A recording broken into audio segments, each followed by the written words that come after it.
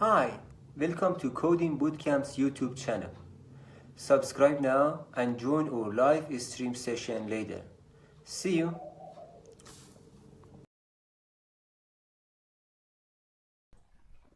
Hello, and welcome to Coding Bootcamp's Introduction to the Python Programming Language. I am your instructor, Stephen Elmeroth, founder of PrimeSite.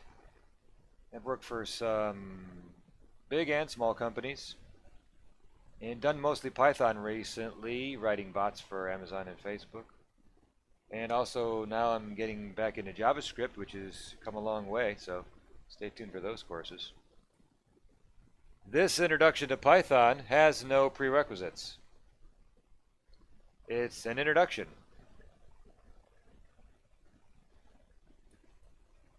And we're going to talk about Python 3. Python 2 is still sticking around, but this course is about Python 3. And we're going to talk about the command line, some GUI concepts, language fundamentals, data and execution models, talk a bit about flow control constructs, the branching and looping. Basically, a branch is an if statement, if this, then this. And you can loop through items in a list, for example. So conditionals, list expressions, all other kinds of expressions, all kinds of expressions actually. We'll talk about exception handling. When something goes wrong, you want to handle the errors. Talk about the string object and about organizing our code into functions and classes, which gets into object-oriented programming. Talk about arrays, which Python calls lists, different collections, and their dictionaries, the so-called dict. We're also going to talk about, since we're talking about functions, we're going to talk about arguments and parameters. At the end of the course, we're going to go through some projects. You're going to want to see these. These are actual code we're going to go through line by line. I'll explain what each line's doing and show you how it functions. I'm going to pull up the debugger and we're going to see what each line does line by line and see what all of the internals are. So we're going to fill a variable and we're going to look at them. See what the contents are. See what it looks like. See what Python sees. So what's the takeaway? You're going to be able to hopefully program a Python script by the end of this course and maybe get one step closer to getting a job in Python, perhaps. So the next course after this one, you might want to get into object-oriented programming. Like I said, classes, create instances from classes. Python's an object-oriented language. That would be your next class after this. All right, so if you want to know more about coding bootcamps, check out codingbootcamps.com and sign up for the course. We'll see you there.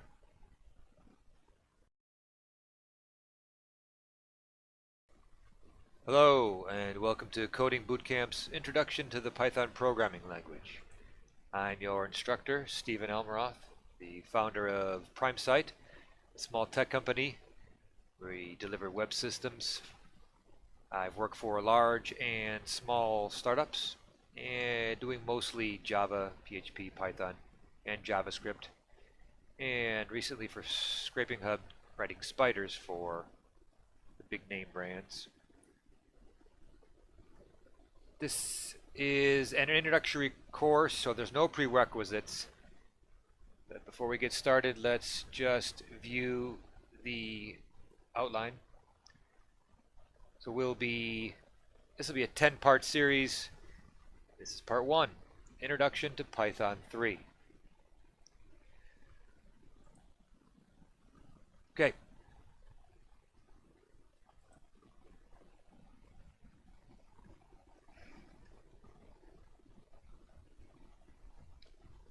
This video is for those with a basic understanding of programming.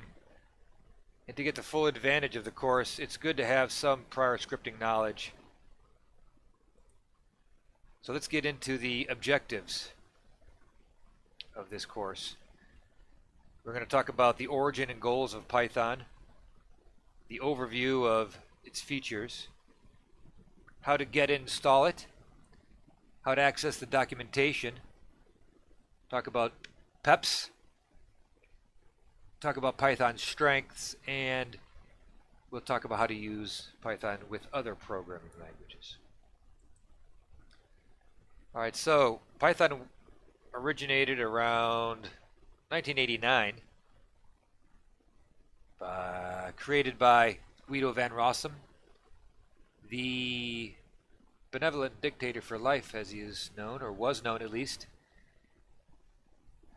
And at the time, he was working for the National Research Institute for Math and Computer Science in the Netherlands. And he released version 1 November 1994. And nobody really talks about Python 1. The only Python people really talk about, well, up until recently, Python 3 is being used, but really Python 2, everybody used Python 2 after 2000, and currently Python 2 is at 2.7, and Python 3 is already at 3.8, the 8th version of Python. And people still download and install Python 2. So there was a big jump between Python 2 and Python 3. People said Guido did Python 3 wrong. He introduced it wrong. Or the reason that I liked Python 3 over Python 2 was that he didn't do what PHP did, which was carry over all the legacy code and make it backward compatible to previous versions of PHP. There was some problems with Python 2, and instead of carrying that baggage around, Guido said, let's just get rid of it and, start with a fresher version. So he sort of got rid of some of the backwards compatibility, which is what major version releases are. They're not backward compatible. So there was a slow adoption for Python 3. And the biggest, I guess, of the reasons that they fixed in Python 3 was Unicode support. Python 3 has full Unicode support. And the other change that people know about was the print statement was changed to a print function. So you needed to use parentheses with your Python. We'll cover that in the video.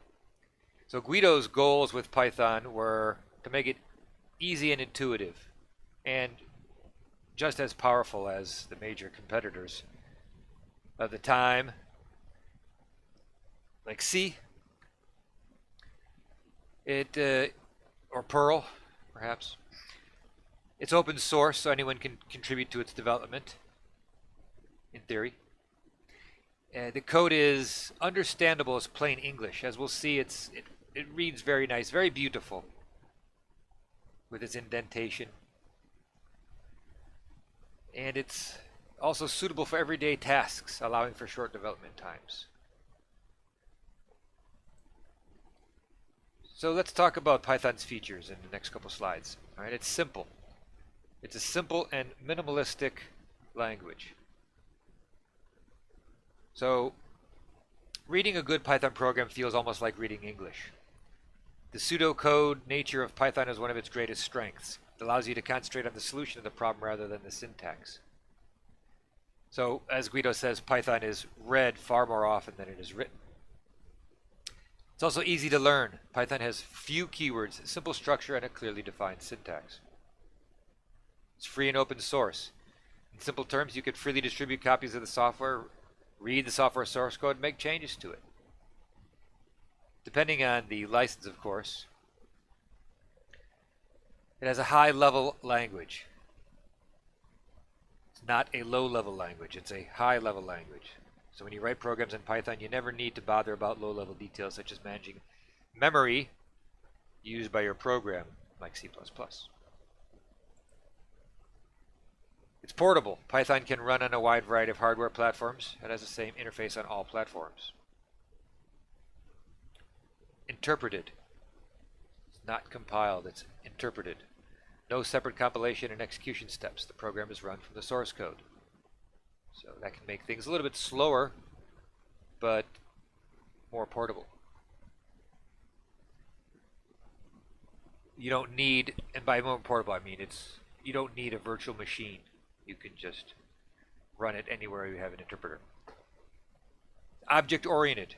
In object-oriented language, the program is built around objects which combine data and functionality. Python has a very powerful but simple way of doing object-oriented programming, especially when you compare it to languages like C++ or Java. It's also scalable. Python provides a better structure and support for large programs than shell scripting, for example, or Perl for that matter. Extensive libraries. The standard library is huge, some say to its fault. It can help you do various things involved in regular expressions, documentation. Many things are packaged in the standard library. But also there are many third-party libraries written. Many third-party libraries. It's interactive mode. Python has support for interactive mode, which allows interactive testing and debugging of snippets. We're going to look at that in the terminal. Getting and installing Python.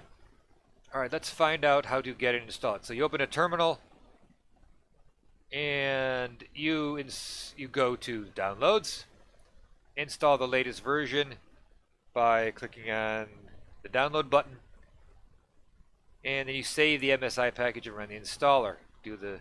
Select the defaults and select yes to disable the path limit. We're done. That is for Windows. Now let's take a look at what it might look like if we were running, for example, Linux.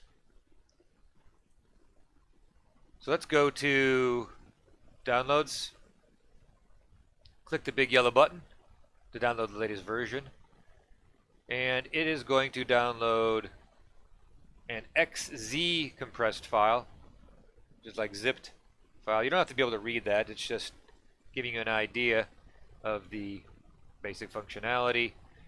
So let's have a look at what that might have downloaded for us. So let's go to Downloads. And we can extract it to its folder. Let's go into the folder. And we can look at the README file.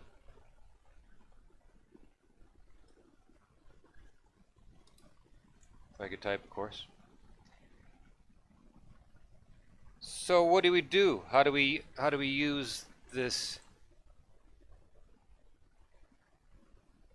What do? We downloaded a bunch of source files, and now we are going to have to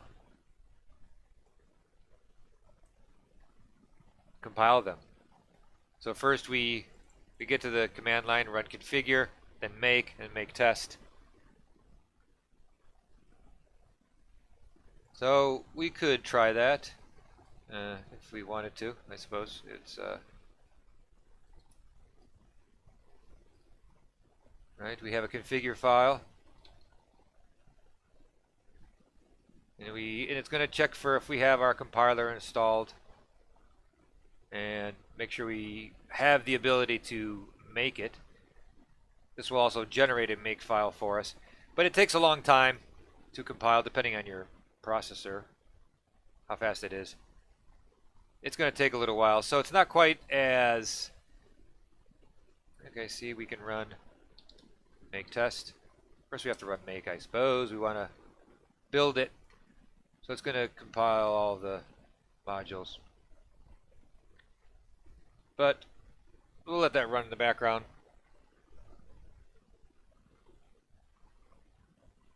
Now, back to the show.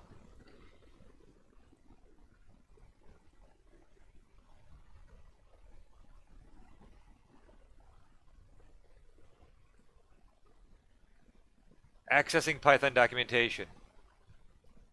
All right, pretty simple. You go to python.org/doc. Yeah, let's look at that.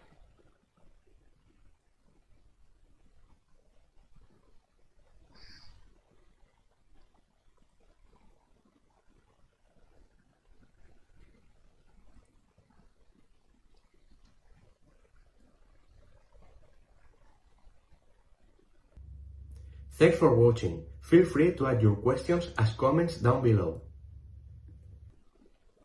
Python docs. Let's click on the big yellow button just like we did for download. See what we get.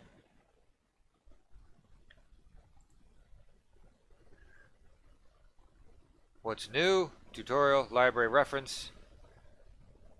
And the main thing we want to look at is probably the API. So maybe that's under language reference. The import system.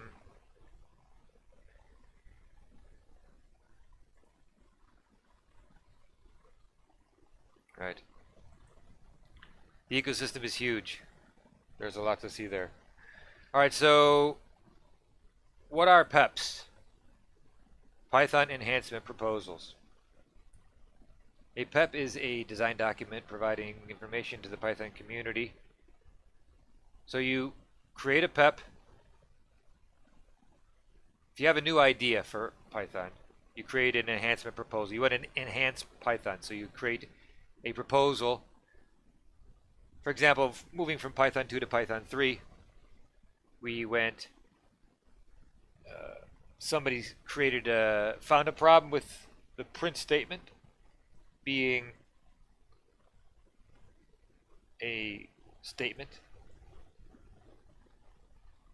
And now you can see print statement now needs parentheses. Before it didn't have parentheses, but now it's a function, so it needs parentheses. So somebody had to write the PEP for that. Let's see if we can search for that. Python PEP print. Oh, our make is finished. Now we can make test. In order to test to make sure they're compiled okay. So here we have PEP 3105.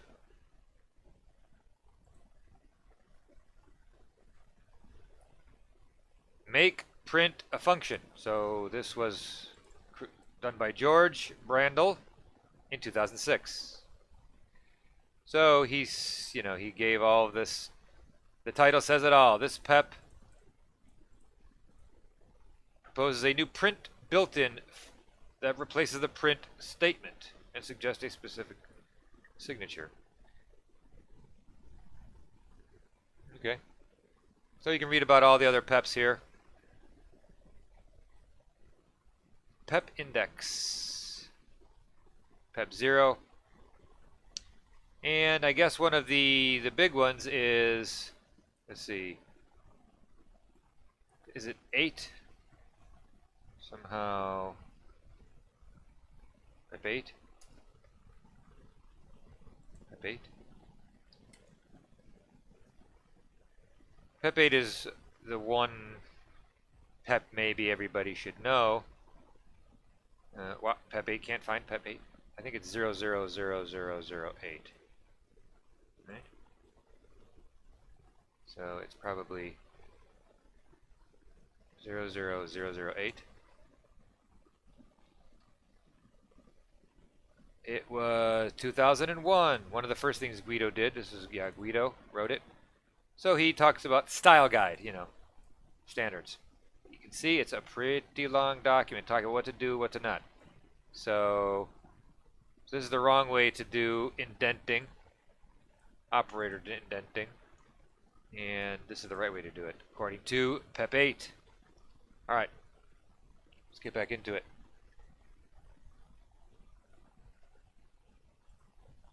Python's strengths: its readability and simplicity. Like Guido said, it's read more often than it's written, so it's easy to understand code written in Python. Development time: Python programs can be developed 3 to 5 times faster than Java programs. Libraries: easy to use libraries in Python. Just install and import. User community: has a huge and supportive user community all over Google as well. So just search and find the answer. And our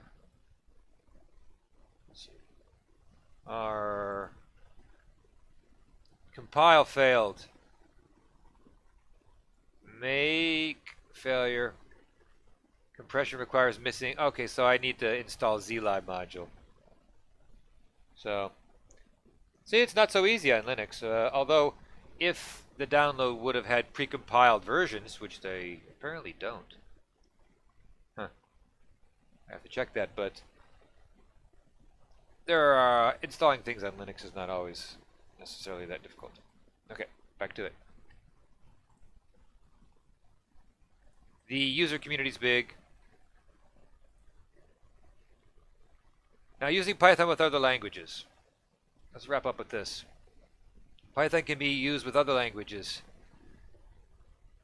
The Python C API, which is a C library that helps to embed Python modules into C programs. It's built and distributed with Python. Now, IronPython is an open source implementation of the Python programming language, which is tightly integrated with the .NET framework.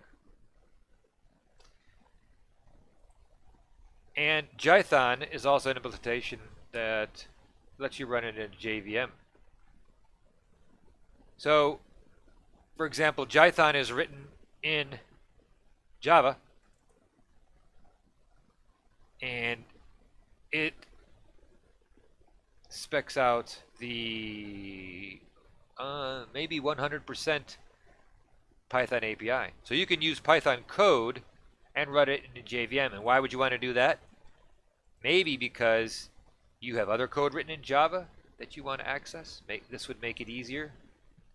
Maybe you want to access Swing or create some user interface with Java's screen programming libraries. All right. An assignment. Install the latest version of Python 3 and an IDE, an integrated development environment.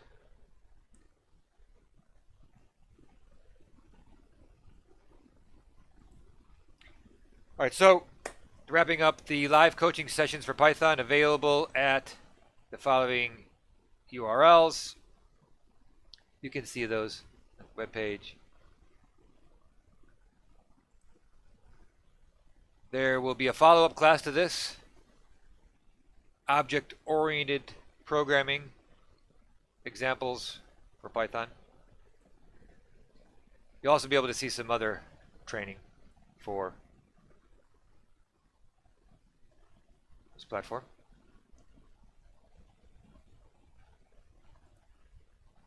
The next session, we're going to talk about using Python.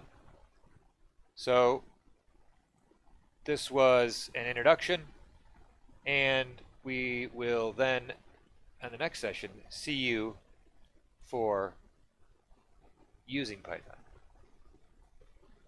Okay, thank you very much.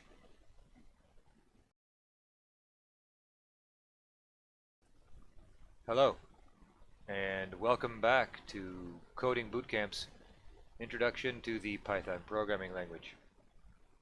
The last video, we covered an introduction to Python. And now in this video, we're going to be using Python. All right, so let's get started. First, the objectives of this course. This session will cover executing Python programs from the command line and talk about some of the command line options as well. Talk about environment variables and a bit about creating Python GUI applications, graphical user interfaces. And at the end, we will briefly discuss the Python standard library. So let's pull up a command line. Now, if you don't know what a command line is, it's referred to as a shell also, or a terminal, which is a shell program running inside of a terminal or terminal emulator. And you probably should get used to using one. You don't need one for this course, just go ahead and watch me do it, but it's a good idea to try to do as much as you can from the command line, because we'll be using editors and other integrated development environments and even coding online on web pages. But it's good to get familiar with the command line. So pull one up. That's what we'll do. That's what I'll do here. Pull one up and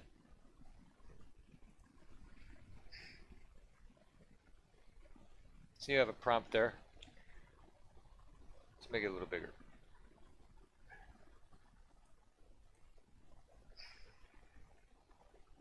Okay, so let's type in Python and see what happens.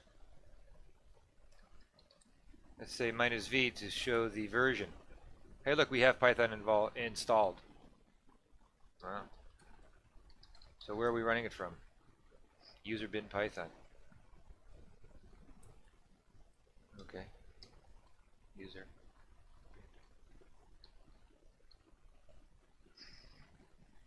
So user bin Python is symlinked to Python 3, which we can see by running our version. So this is an command line option. -v, we gave it the -v switch, so it'll print off the version. So we can add a path variable to our shell environment. If we don't have Python in the path, then we can add a path environment variable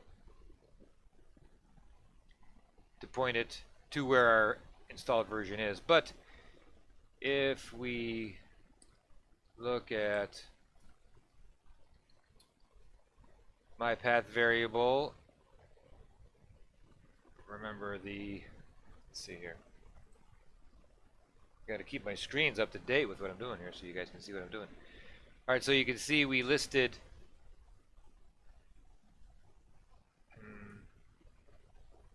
I said type Python and it told me it was hash to user bin Python. So now if I do echo path, now I'm in the shell, remember. This is not Python yet. This is just shell scripting, just shell commands, which also you could think of as operating system commands. So my actual Python installation is user bin Python, and I'll print out my path here, and you'll see we separate here by colons. Then I have the first place it will look for is in yarn. Applications install their own paths into the path variable. So somewhere in here should be user bin, user local bin,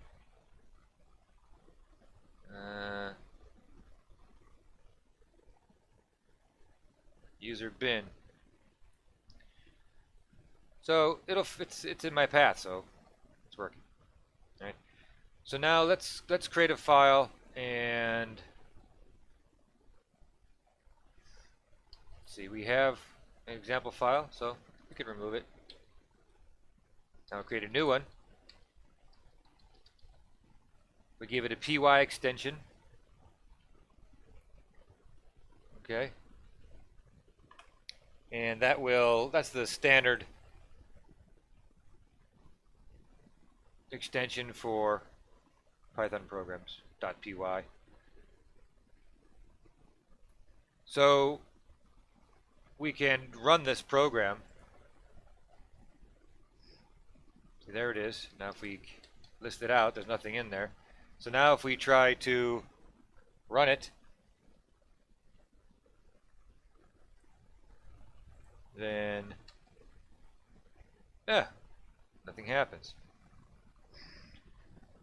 So let's try to edit that file, example.py. All right, shall we?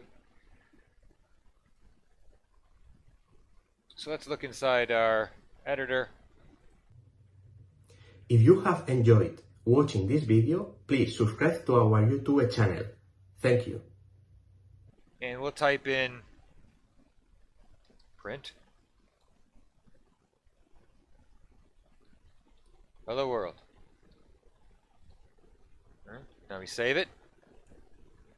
And we come back, and now we can run it from here. I'm using Visual Studio Code. And if you can run files directly from the IDE. This would be an integrated development environment in Visual Code. So there's a little button for running it. So I execute it. It actually opens up a shell. It executes it. You can see it gives the full path to the Python executable. And runs the absolute path to the file. And you can see it executed and said hello world. That's the output. Okay, so here's our shell prompt. Here is our Python command. Here is the file we're giving it to run. And here is the output.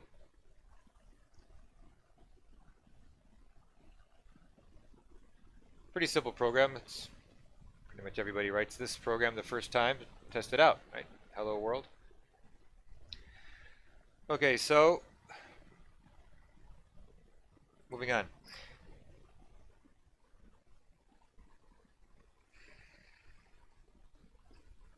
There are a bunch of Python command line options. We already saw the -V, but let's try a few more. We can give it a -D to show debugging output as we're coding, or actually as we're in the environment. So you'll see here in a second, we're going to open up Python interactive environment. And when we do that, it can help in debugging. We can also create a bytecode file, PYO file. It's a compiled file because remember Python is interpreted. But you can also generate the bytecodes and run those files, which would save the interpreter the time for compiling it. Make it a little faster. So you can print off the verbose output. That's pretty verbose. So you can see there's all kinds of... It does all this stuff. The first thing it does is it's telling you what it's doing. Importing frozen import lib, then it's importing imp to do the importing. The first thing, then after it gets ready to import, the first thing it really imports is sys. Some warnings and more importing stuff to really get ready for importing. So it does all of this other stuff here, and then finally you will get a REPL prompt. This is also a command line prompt, but now we're inside of Python, so now we can execute commands. Print hello world, just like in the last example. Just like in our program. Okay, so we can exit by typing exit, I think. Is that a function? And since we had verbose on when we entered in, it also told us what it destroyed and cleaned up and before it actually exited. So now we're back to the command prompt. Moving on to the Python command line options, we can import a module with -m. So we can say perhaps Python minus m given a module, we could say HTTP. That's server. So now we're actually running a web server here at this address.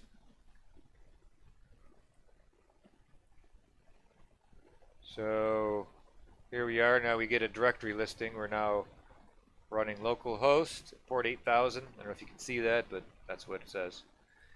And here's our example file that we created, print hello world. I know it's probably kind of small, but I'm just giving you an idea here what's going on. So that's the -m switch. You can, now this is the first switch we tried, Python. Row switch. We can print quiet. So now if we can Control C to escape that web server. Now if we just type in Python, remember before we typed in Python -V, and it just told us the version. Now if we just type in Python, we'll go right into the prompt without the, we also typed in small v,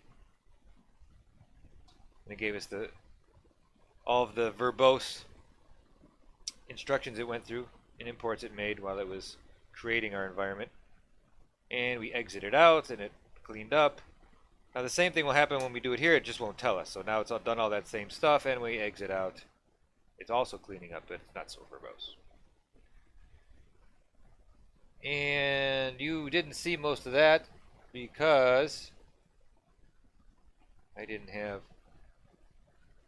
the terminal on for you. That's disagreeable. So remember we tried the version, it printed that. We had small v, which entered our environment, our interpreter. This is called the interactive interpreter. So now we have verbose import and verbose cleaning up. But if we just type in Python, it does all that, but it's not so verbose. So, and also the -q switch does quiet, doesn't print our header to tell us, the version and help. So Control D to exit, or we can type in run the exit function. Okay, so we can also list all of the command line options with -h. And now onto the environment variables. There's 4 of them we're going to discuss. Python home is used to set a alternate home search path, a alternate module search path, where to look for libraries. The Python path is, if we look at my environment,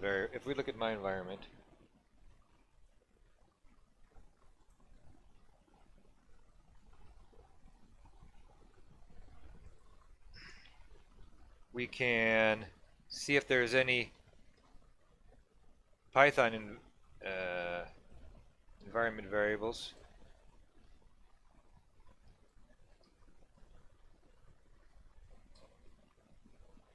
Python startup is set to nothing. So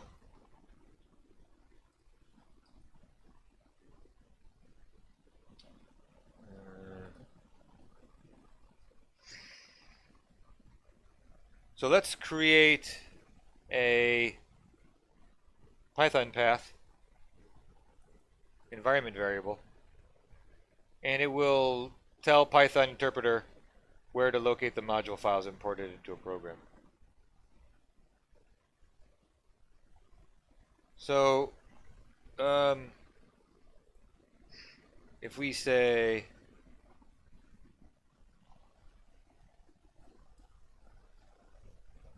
Python path equals, let's say, temp, then we could put some modules inside of temp. and we could import them from there. Now, if we want to create a Python startup,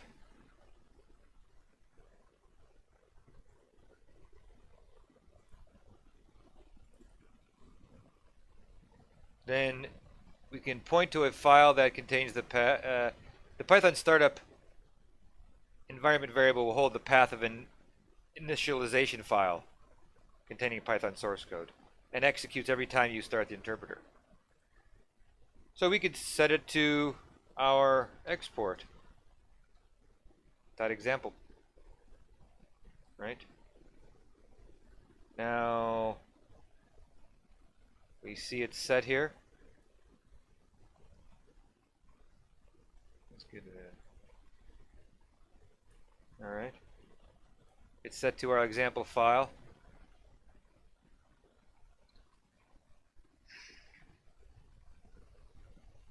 So, and remember our example file is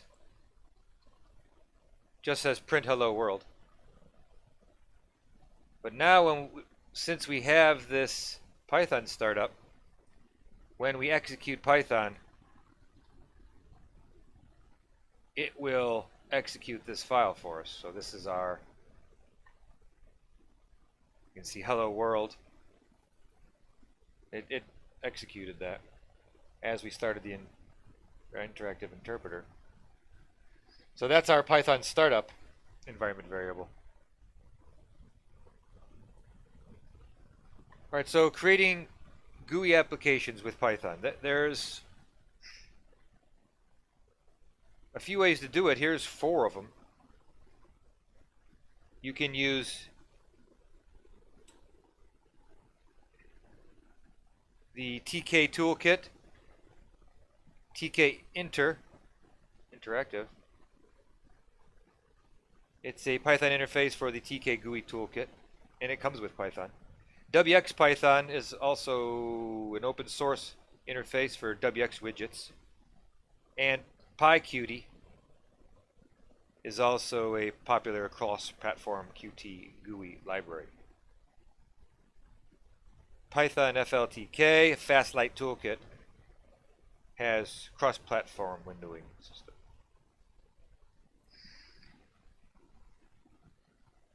Okay, standalone versus web-based applications. Standalone applications are traditional software that's installed on each client system. An example of a standalone application would be Microsoft Word. And if you want to use Word, you need it on every computer you're going to be using it on. So if you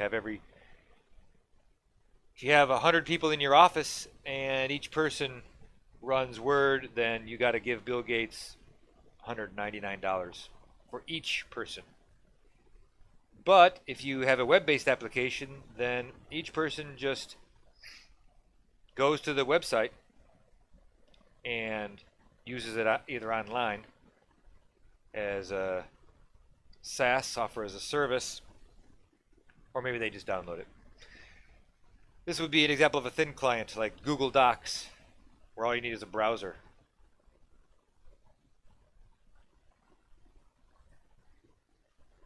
The Python Standard Library is a library available on any machine where you have an application using the specific language. Here the specific language is Python, and the standard library ships with Python.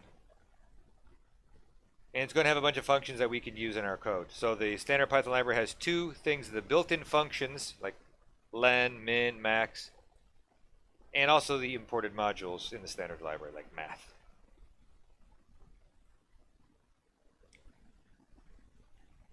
So important built-in functions, there's built-in operators, and, or, not. Comparison operators, greater than, equal, less than.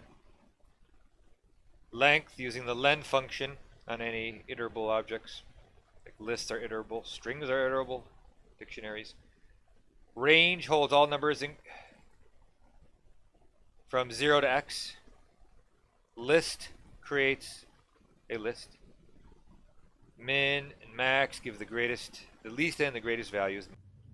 Thanks for watching. Please like and share this video. Minimum and the maximum. Round, absolute value, power, sorted. Type gives the type of an object. So we can perhaps have a look at, remember, so you get into Python, you type in Python, and now we're in the interactive interpreter. So we can say 1 and 2. That's 2. We can say 1 less than 2. True. We can say, what is the length of the string 1? It's 1. And what is the length of the array? 1, 2, 1, 2, 3. It's 3. How about 1, 2, 3, 4? It's 4. What's the length of 1, 2, 3, 4? 99. Or 88, let's say. 5. Alright, so what is the min? Min is 1. And I dare you to guess what's the max. Gave you an extra second to think about it. 88. So you can round 1.4 to 1. You can round 1.5 to 2. You can give the absolute value for 1.5. Is the absolute value of negative 1.5 is also 1.5. So what is the type of 1.5? Well, what's the type of 1.4? It is a type of class, the float. So that's interesting. Now you notice when we ran these functions, we didn't import anything because they are built in. They're already imported for us, right? So we can, so we did Python -v. Somewhere along here we're going to be importing our built-ins where we get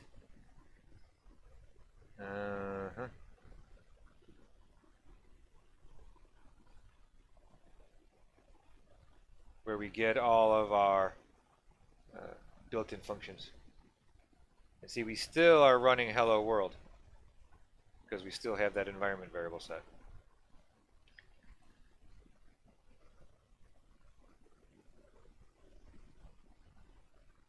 So here we ran, again, I forgot to show you the terminal.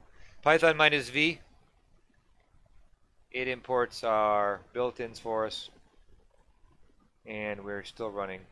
We have our environment variable set still, because we did -v, it ran our hello world printed out, because it ran our example.py function, because we still have our Python path startup, right? So if we did, still running that. So moving on, we import the module from standard library modules are built into Python, but you have to import them. So you import the module using the import keyword, like import math, and then you do math dot whatever to access all the functions on the math module. So depending on your IDE, you'll see different functions available to you that you can use in your documentation. So let's have a look at some of these things in math. Math.py. And we'll also look at the random module, which has random.random, and random.sample. So we can say it's standard practice to put the imports at the top. If you'll check PEP 8. Import math. And now we can say print math dot, we could say math.py. And we could give it some values. See, you can tell it, give it files, you can give it string inserted between the values. Let's try that. So we just print math.py. And let's run it. Let's see what happens. So it said hello world, and it said float object is not callable. So we tried to call math.py, but it said it's a float, and you can't call a float, so we can't use parentheses because it's not a function. All right, let's try to run it again. All right, so here's, it printed our 3.1415. This is an irrational, infinitely long number, which it just uses a few digits here. So we can also try to print out math.e. See what that does. There's E 2.7. We could say math.nan. What does that do? It's nan. Math.square root. Now square root actually is a function. So you need to give it a float, and it returns a float. Let's see what happens if I give it nothing. Error. Type error. Square root takes exactly one argument, but 0 we're given. Alright, so let's say this. What's the square root of -1? Let's see if it says anything. Value error. Math domain error. Didn't like that. Alright, what's the square root of 1? 1. And what's the square root of 43? 6.557. All right, let's try to import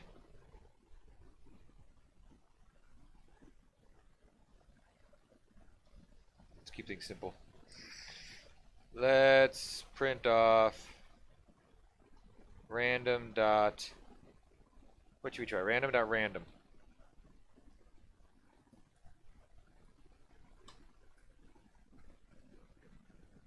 And just print off some random number. So there'll be a random, it doesn't really explain it here, but it should be between 0 and 1. So I get 0.2. Let's try it again. 0.4. 0.6. You get the idea. So let's try to run sample.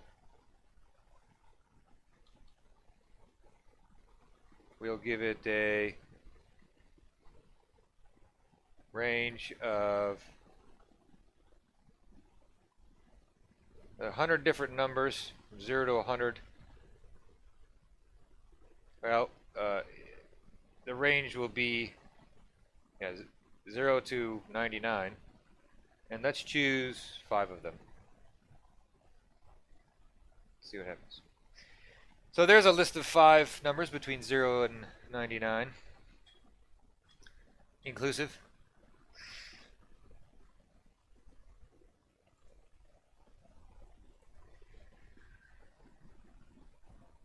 So let's try to use sysargs, argv, right? And see if we can't find out what our arguments were to our Python interpreter. We don't really know because we're using an IDE. So let's see. We said import sys, and then we don't get to show the turn on. So we say import sys, and then we're going to print sys dot argv. See what happens. So we just have one argument, which is the name of the file we ran. Well, here's our executable. Here's the argv.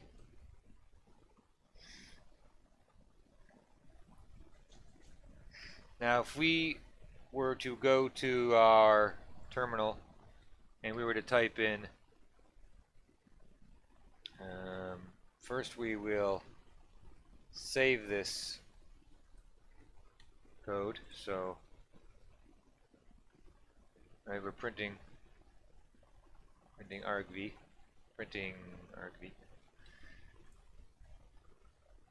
and now if we said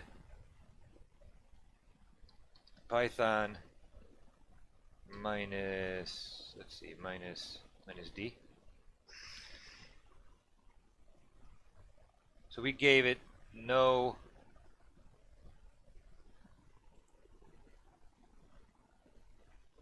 arguments, apparently. So we wanted to, because we didn't give it a file name, it didn't run our example. But it did tell us that it didn't count this. Oh no, it still ran our file. It ran right there, but it didn't have any argvs. So maybe we can run example. It should run this twice, huh? No, it didn't. It didn't run our Python startup because of the Python, but it did give us our argv. So if we ran, it doesn't give switches as they're not part of that. I didn't know that. I thought they would be part of it. And V as well.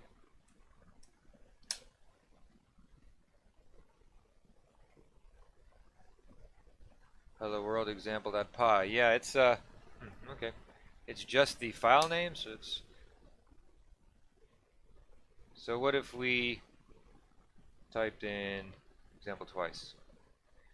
Yeah, it just gives us the file names. So it won't run the program twice. Interesting. So let's try using input.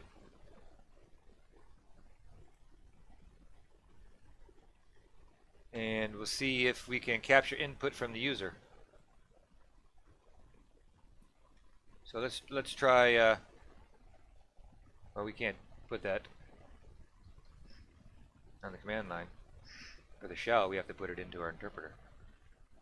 So let's set a variable color equals, we get the input,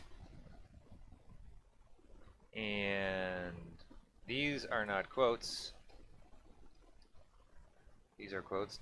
What is your favorite color? My favorite color is red. Now if I type in red, now if I type in color, red won't do anything.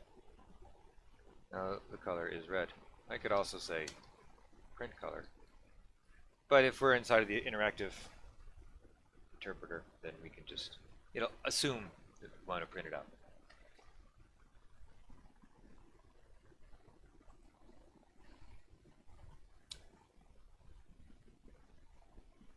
So again,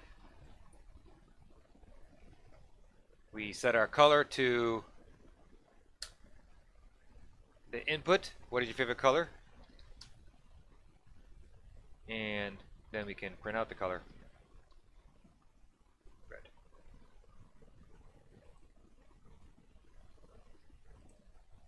We can also open text files, write to them, That's also... Thanks for watching. Feel free to add your questions as comments down below. That's exciting. But this video is getting a little bit long. I'll leave that for you as an assignment. And I'm going to just leave it there. So that was using Python. And if you want to join us in the next class, we'll be talking about language fundamentals. So, all right, that's it. Thank you.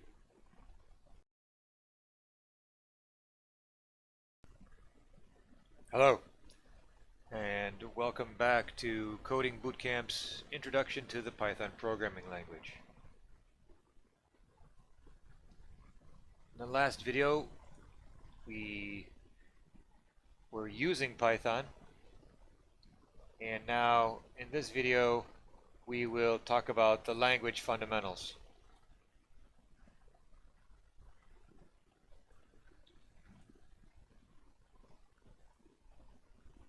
Let's get into it. The objectives for this session are talking about Python's lexical analyzer and using whitespace to structure the programs in Python.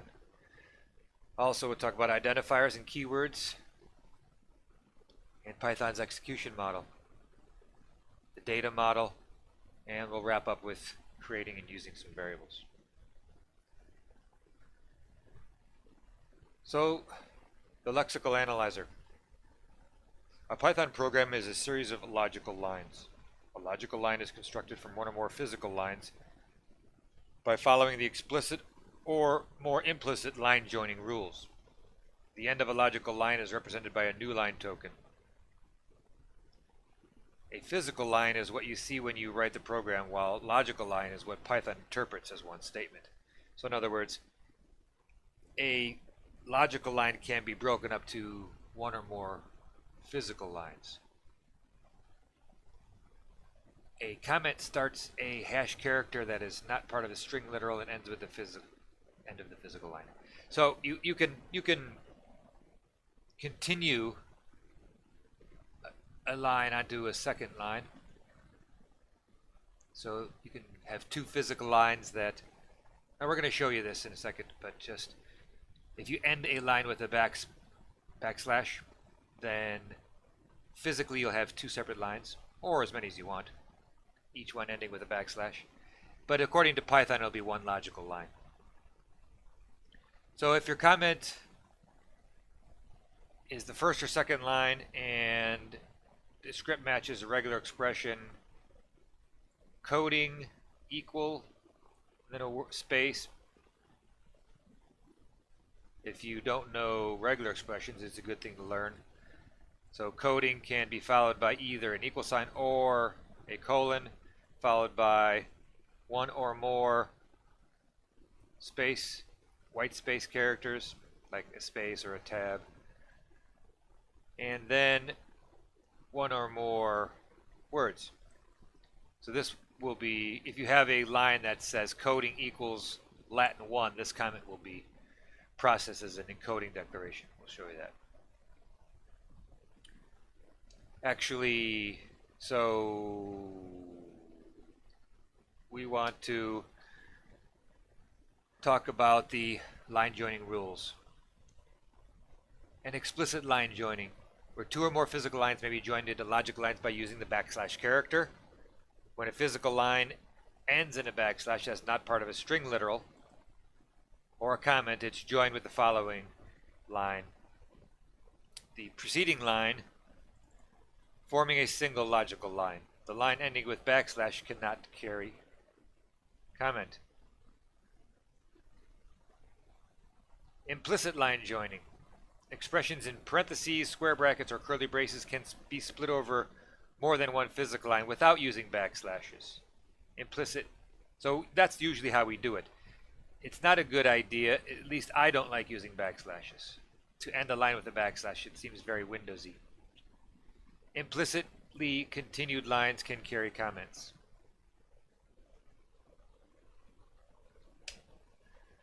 Using white space to structure programs. That's one of the distinguishing characteristics of Python is that you don't use semicolons or curly braces, although you can use semicolons. But curly braces define blocks in other languages like Java, whereas white space is what's used in Python to structure programs. Python programs get structured through indentation. In other words, code blocks are defined by their indentation. It's a language requirement, not a matter of style. This principle makes it easier to read and understand other people's Python code. All statements within the same distance to the left belong to the same block of code. In other words, the statements within a block line up vertically. The block ends at a line less indented or the end of the file. If a block has to be more deeply nested, it's simply indented further to the right. We're going to see all this. And at first, when I first started using it, I really loved curly braces, but because I could indent it any way I wanted. And I said, "Oh, this sounds like Visual Basic had that same." So it sounded very much like Visual Basic. I didn't like it. I didn't like being forced to indent it the way, I didn't like the indenting, but I grew to love it. Because like Guido says, Python is read far more than it is written. So it does help with readability. Using white space to structure programs. Okay, so here is a line of Python code. So we do an import statement. And then on the next line we get some input from user and assign it to a variable called n. Then we increase n by 1, increment it actually, and then we start a for loop.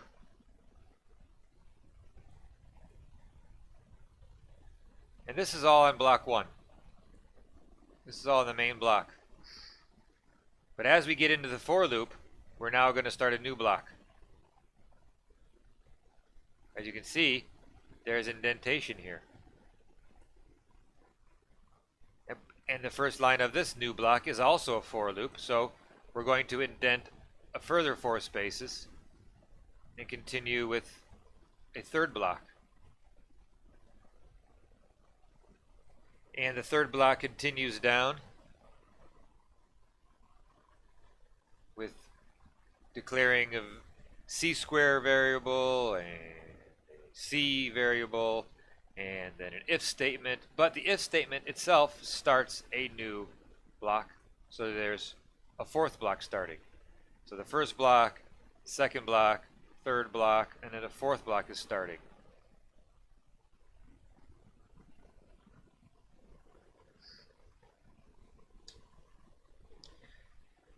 Identifiers and keywords. Identifiers are referred to as names. They can be referred to as names. Within the ASCII range 0 to 256, the valid characters for identifiers are the uppercase and lowercase letters A through Z, the underscore, and, well, the underscore, except for the first character, can be 0 through 9. So you can't start a variable with 0. You can't say 0x equals 9. 0x equals ABC. 0x equals a list. You can't have a variable that begins with a number. But you can say x0 equals anything.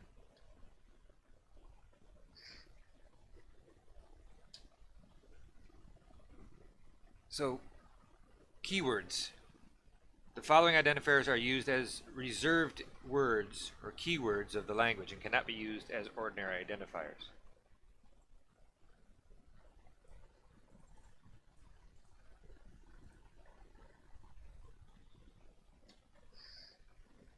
Python's execution model. A Python program is constructed from code blocks. A block is a piece of Python program text that is executed as a unit. The following are blocks: a module, a function body, a class definition. Each command typed interactively is a block. A script file, a file given as standard input to the interpreter or specified in command line argument to the interpreter, is a code block. A script command -C option is a code block. The string argument passed to the built-in functions eval and exec are code blocks. Those are all different ways to tell the interpreter what code you want it to interpret.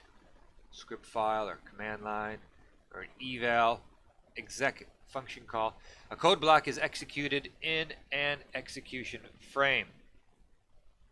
A frame contains some administrative information, user debugging, and determines where and how execution continues after the code block's execution has completed.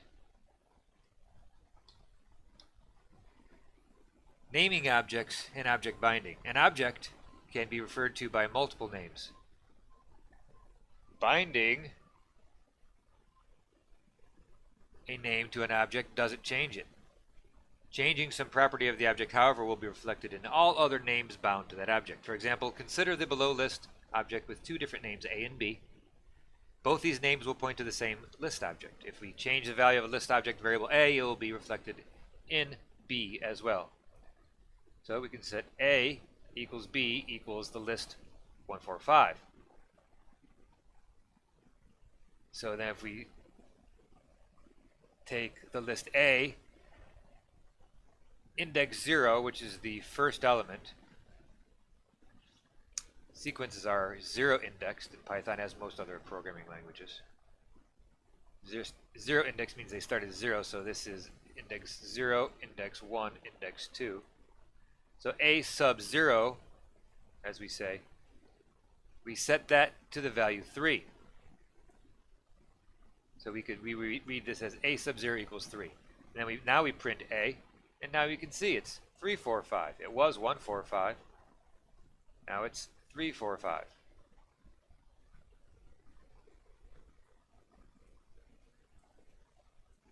Now if we print B, it's also changed. Even though we didn't change B, we only changed A.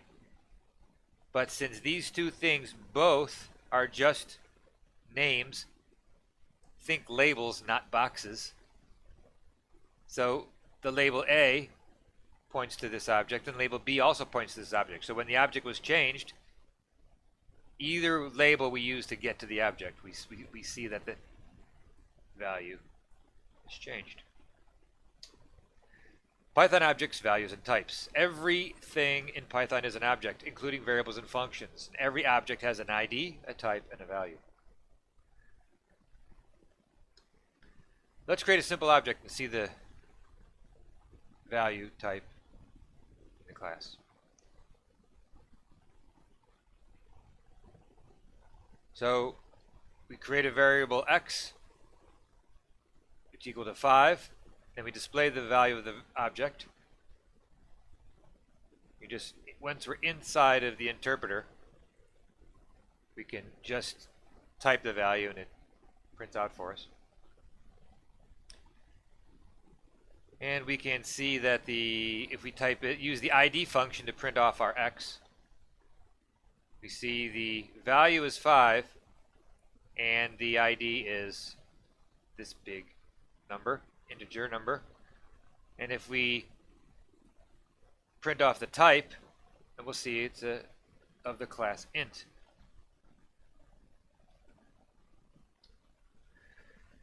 Mutable and immutable objects. Objects in Python are mutable or immutable.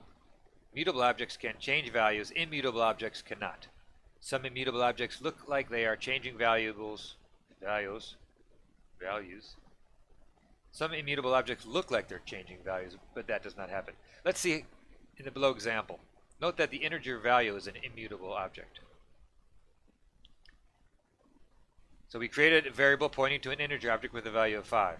And we display it, and we call that object with the ID function, and we get the ID. Now, let's note that ID.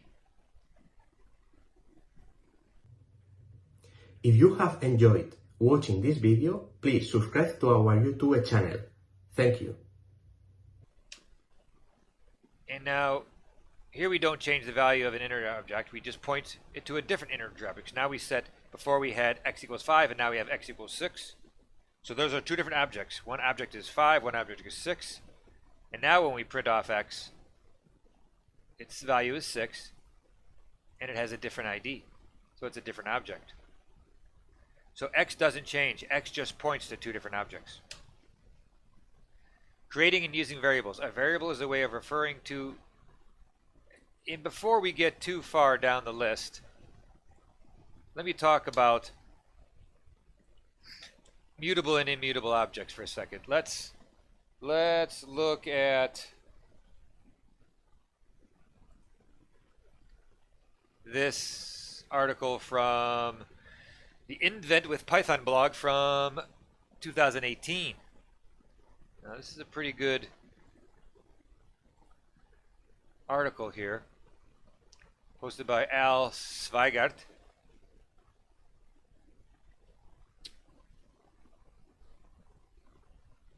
So, are tuples mutable or immutable?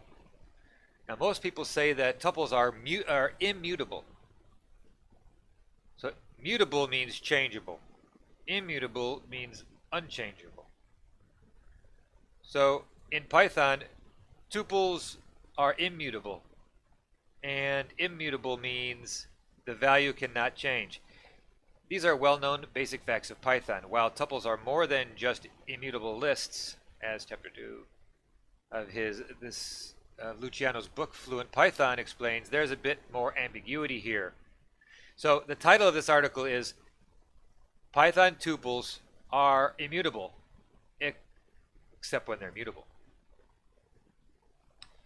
So if you want to check this article out, it's under, you can go to inventwithpython.com. And I'll just briefly skim over it, but he's talking about the same thing as we're talking about now with the ID, getting the ID of a variable, and you get two different variables and they point to two different objects. Same thing with A and B, spam and eggs both point to this object.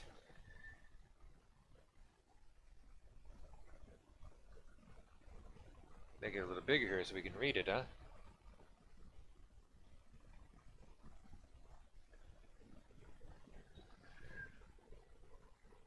But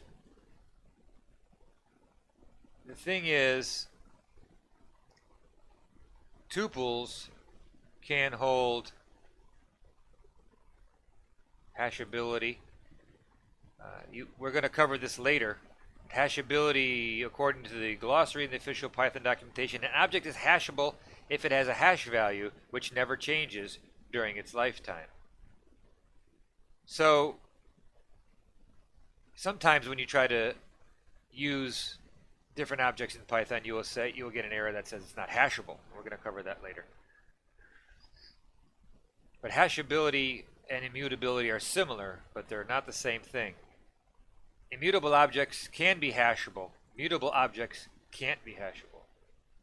It's not possible to hash a list, but you can hash a tuple, unless you can't. So that's what we're talking about here, is the mutability of tuples. Error, unhashable type, dict. So it seems that if a tuple contains a mutable object, it can't be hashed. Raymond Hettinger, if you don't know who Raymond is, you want to keep an eye on him. He's a very listenable Python expert.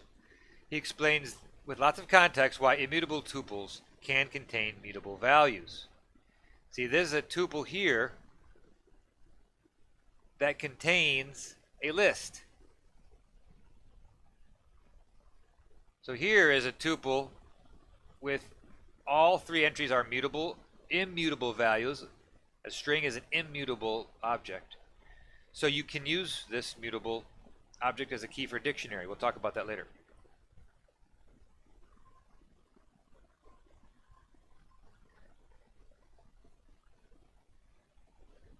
But here, if we try to use a tuple with a mutable list inside of it, we get an error because this could be changed. And we're going to talk about that too. We'll see how we can do that. All right, so are tuples mutable or immutable? We go down to the epilogue. The question is, said Humpty Dumpty, which is to be master? The words are the human. So basically, this guy says he thinks I'm going to continue to say that tuples are immutable, even though it's possible to create mutable tuples. Let's see if we can do that. Is that possible? Let's enter Python, our interpreter here. Now if we say x equals 1, 2, 3,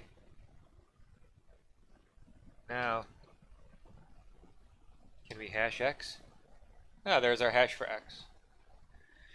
Now if we say x equals 1, 2, 3. Now 3 is a list. Now let's try to hash it. Oh, we can't hash it. Unhashable type list. List can't be hashed. So, okay, let's go one step further. Let's look at x sub 2. That's a value 3, right? So we can say x sub 1 is 2 and x sub 0 is 1. So x sub 3, x sub 2 is the list 3. So we can say x sub 2 sub 0. What do you think that's going to be? So we took the index of x, index 2 of the tuple x, gave us a list, and we took the index 0 of that list, and we got 3. So now let's change it. All right, so let's look at x. That's x. So we get that 3 again. And now let's set this to a value of, oh, no error. So apparently, right, type x tuple. But apparently tuples are mutable. Interesting. So it's a nice title. Tuples are immutable.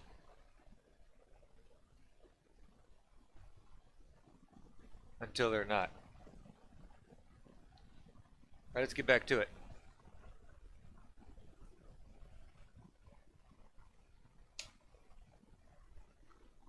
Now, a variable is a way of referring to a memory location used by a computer program. This memory location contains values like numbers, text, or more complicated types. We can use this variable to tell the computer to save some data in this location or to retrieve some data from this location. While the program is running, variables are accessed and sometimes changed, i.e. a new variable will be assigned to a variable. A new value will be assigned to a variable. You can, like we just did. Assigning values to the variables can be realized with assignments, with the equal assignment operator. There is no declaration of variables required in Python. If there's need for a variable, you just think of a name and start using it. So you don't have to define anything. You just say x equals 1. You don't have to define x anywhere. That's it. That's the definition of x in the assignment. Value and type of a variable can be changed during program execution. So the variable actually doesn't have type. The variable points to objects that have type. So it's not that the variable changes type, the value of the variable changes. In other words, the object that the variable points to changes. Points to a different object with a different type, perhaps. All right, let's So here we don't have to declare x anywhere. We just say x, we use the equal operator. We say x equals 27. So we're defining x, and implicitly it is an integer with the value 27. Now we say x equals 28. So the value of the variable changed because the value is the memory address. So now the variable points to a different object, 28. Here's an object in memory somewhere, 27. X was pointing to it. We create a new object in memory with the value 28, and now x points to that one. And now we take that same object and we create a third object. It's a float, 0.5. We add them two together, create a new object, a fourth object for that, and now x points to that. Now we create a fifth object, a string, and now x points to that. Python has many different built-in types, and it is possible to define your own. The principal built-in types are numeric, sequences, mappings, classes, instances, and exceptions. But let's focus on the following types: the numerics, strings, lists, tuples, and dictionaries, also known as dicts. Numbers are immutable data types which store numeric values. Number objects are created when you assign value to them. So x equals 1, it creates a numeric object. Del x, it deletes it. Pretty simple. So you can do, and then the next time garbage collection runs, you will free up that memory space. Python supports different numeric types: integers, floats, and complex numbers. So integer like 1, a float like 1.5, and a complex number like pi, for example, or some fractions. Python converts numbers internally in an expression containing mixed types to a common type for evaluation. Sometimes you need to convert a number explicitly from one type to another to satisfy the requirements of an operator or a function parameter. So int of x, you can convert whatever x is. Let's say x is 1. Now we convert x to an integer. Well, it already was an integer, so it's still an integer. We can convert it to a float, so it'll be 1.0. Complex, it'd be 1. And complex of 1 and y, let's say y is the imaginary part. And you need to get into complex numbers to find out what's going on there. Strings are the most popular immutable data type in Python. String data types can be created by enclosing characters within quotes. For example, x equals hello world. Substrings of strings can be accessed using the square brackets for indexing, like x sub 1 would give us, what do you think x sub 1 is going to give us? It's not the first character, right? It's at index 1. And since strings, like other sequences in Python and most every language, are 0 indexed, 1 would be the second character. As we can see here, it's E. So now we print, starting at 1, we print the first 5 character up until but not including the 5th character, or index 5, I should say. So that would be, yeah, the 5th character.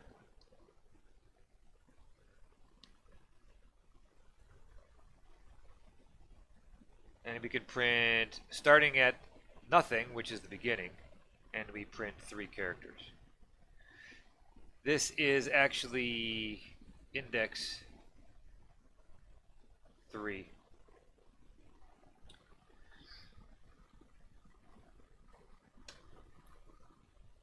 A multi-line string can be created using escape character for printing.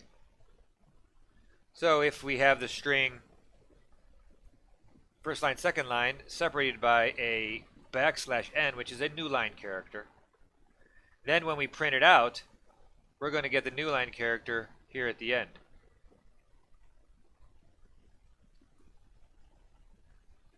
Now if we want to actually print the \, we can either double \, it, or we can make the string a raw string by using an R. It looks a little weird because the R is actually right at the beginning of the string, outside the quote. Thanks for watching. Please like and share this video. But then when we print it, it just prints off the backslash as a normal backslash. And if you don't know about backslashes, they're much like the space. It's a special character. You gotta watch out for spaces and backslashes. Backslash usually begins an escape sequence. In this case, escape sequence is the non-printable well, you can't see it. It's a new line. Or a line, as they say in teletype, line feed. But if you use a raw string, then it will actually just look at the backslash as a normal character to print out. So no new line is printed. Python lists. All right. Lists can be updated, providing the index values on the left side of the operator. So if we have, for example,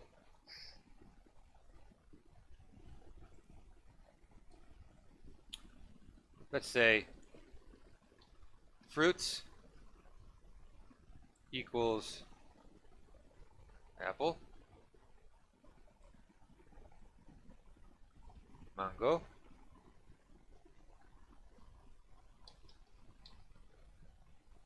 and then we want to say fruit sub 2. What fruit do you think it's going to be?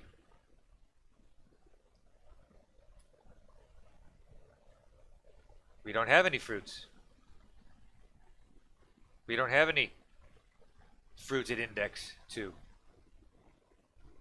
So we could set it to something, maybe banana.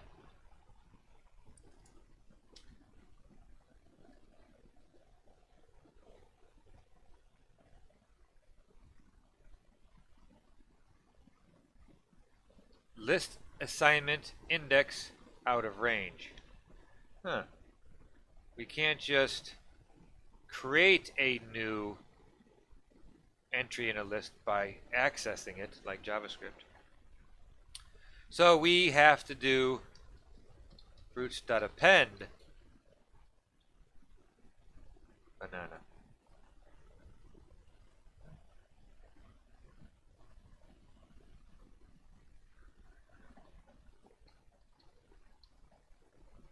Now when we say fruit sub 2, we get banana. So if we say fruit sub 0, what's that going to be?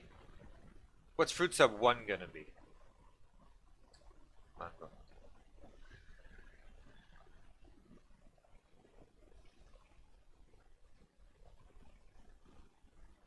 Alright, maybe that's a little hard to read. Alright, so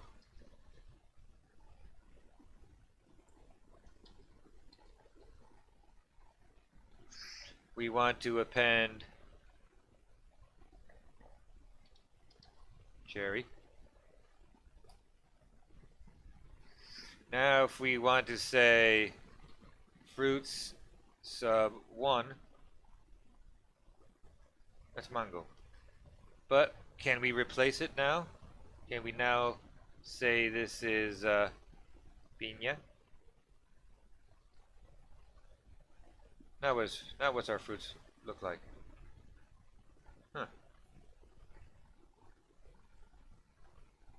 It just changed it in 9. So the list is definitely a mutable data type.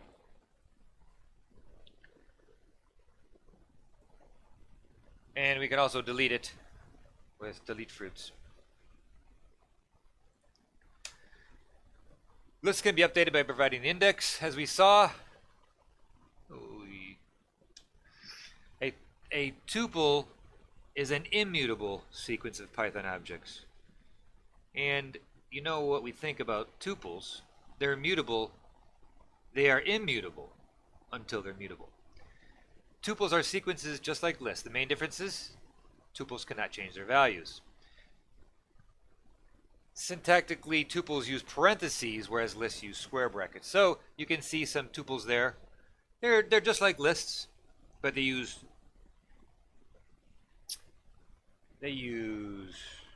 parentheses instead of square brackets. So this is also a tuple.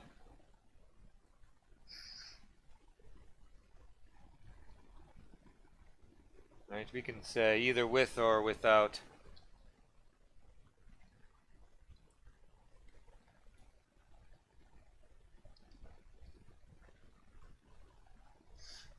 we can declare it without the parentheses. We'll assume that we want a tuple.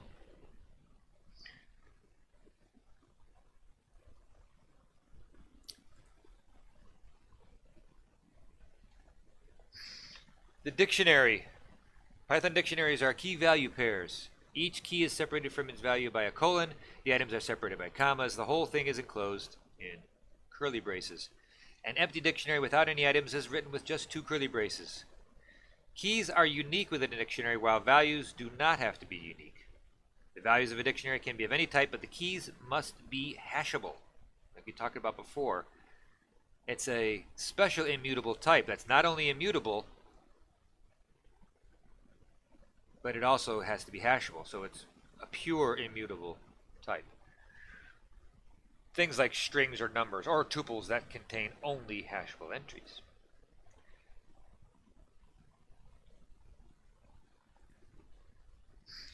A Python dictionary can be created like so.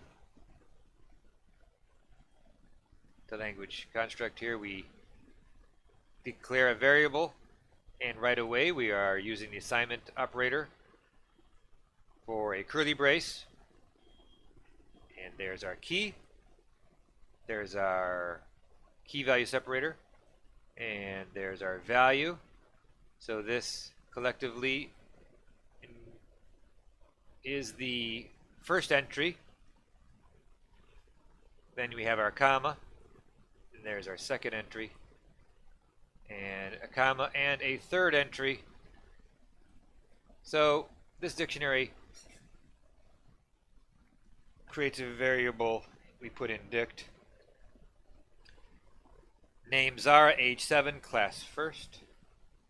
So to access the value, we can say dict subname, and we'll print Zara. If the key doesn't exist, it will throw an error. Only 1 entry per key is allowed. Duplicate keys are encountered during assignment. The last entry wins.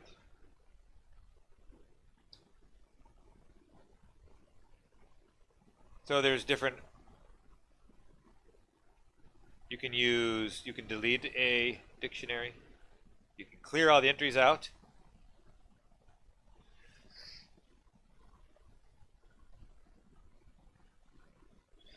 Now, if we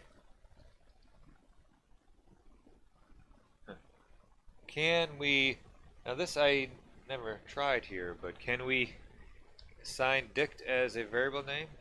Dict equals dictionary. Now we say dict. We can override the dict keyword. So this is a horribly bad idea in programming. You would never want to have a variable called dict,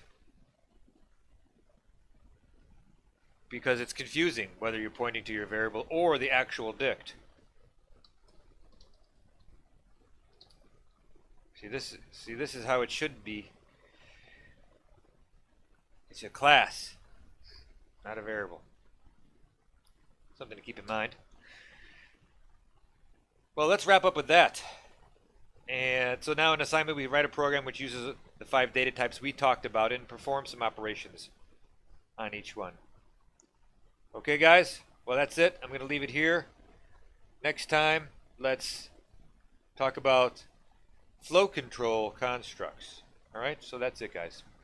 Thanks a lot.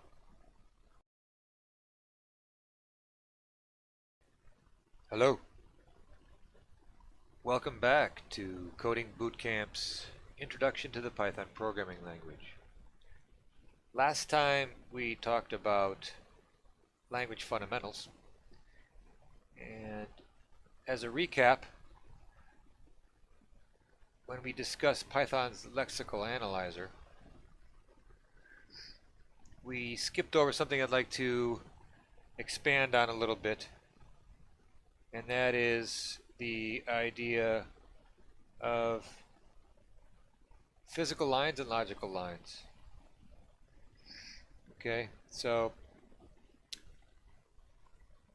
here we also declare the coding for this file to be UTF-8.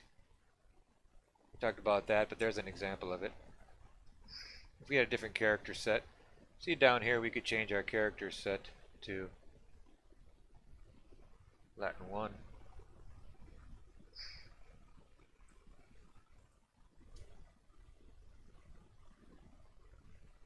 And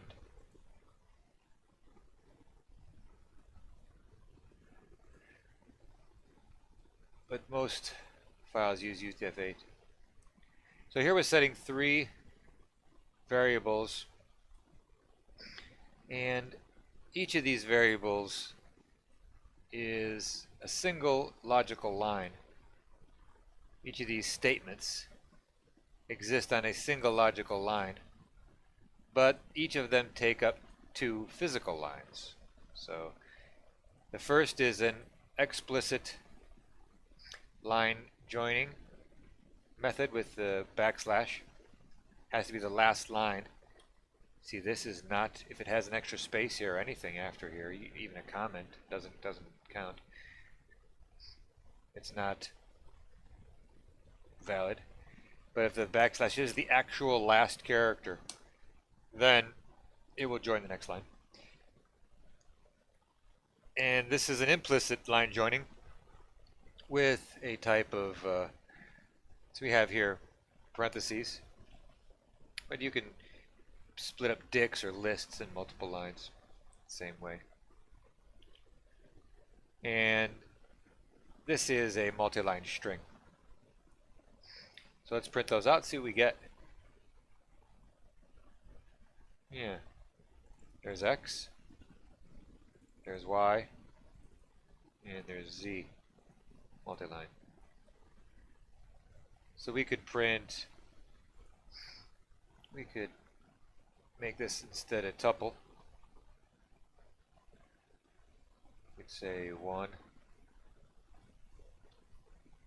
2, 3. Yeah, that looks valid. Our ID does not complain. Let's print them out. Right.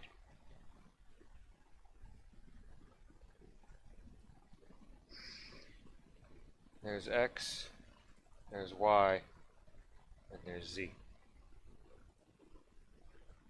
Okay. So that was language fundamentals, and this time we're going to get into flow control constructs.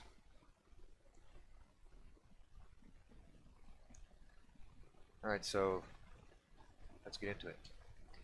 The objectives of this video are to talk about if, elif, and else statements, the if suite, also about creating loops with while and for, understanding iterators, returning values with the return statement, loop modification with break and continue, returning, and talk about a bit about generators and iterators. Okay, first, one of the primary functions, one of the primary uses or implementations of a programming language is a branching mechanism. So to go left or right, true or false, and Python is no exception. So the traditional if-else in Python, in JavaScript, we can say else if or else if.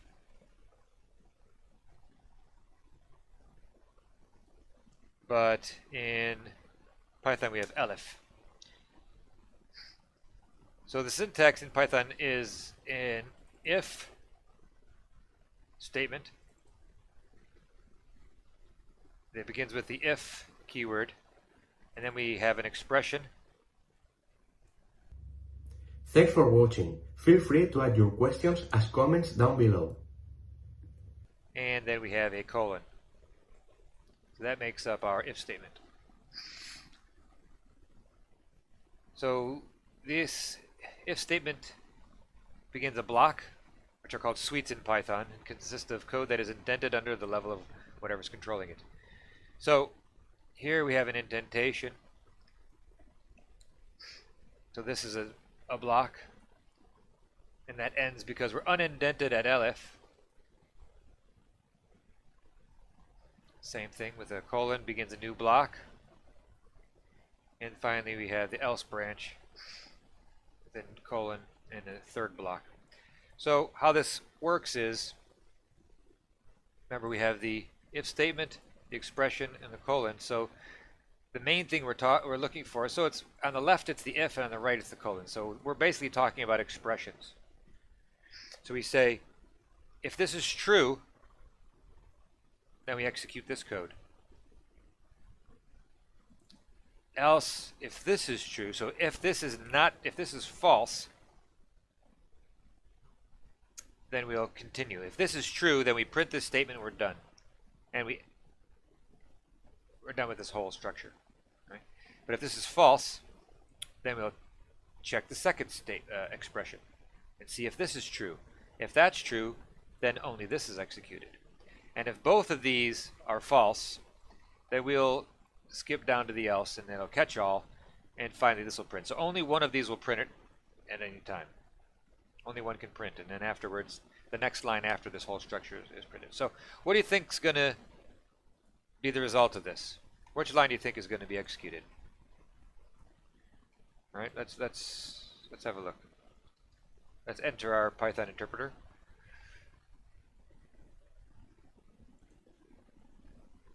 Let's paste in our code and see what happens.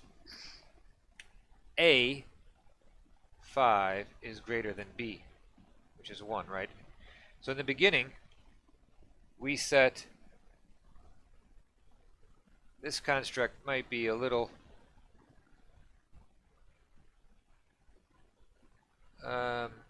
we haven't talked about this before, but here is our assignment operator. So on the left we have the assignment variables are created and assigned, and on the right we have the values.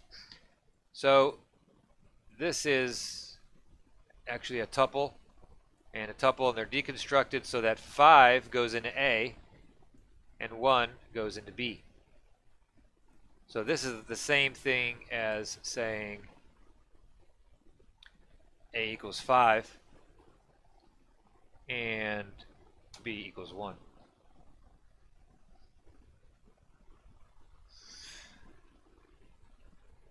So if we run this, if A is less than B, right? So if 5 is less than 1, no, that's not going to happen. So it's going to go here. If A is greater than B, 5 is greater than 1. So this prints out.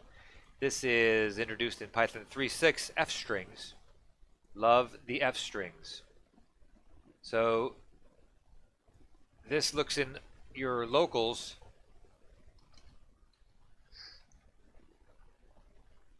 dict for different variables. And you can see A is 5 and B is 1. So if A is greater than B, then prints this, and that's what it does. It prints A, then the variable is greater than B, and then the variable B. That's all inside of this quote. So it's a shortened syntax for printing values inside of strings.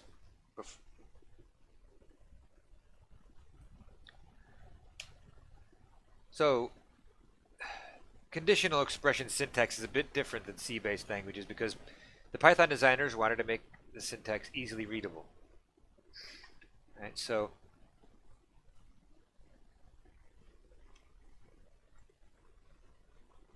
foo if A is less than B, else bar. Does that make sense? Let's try it.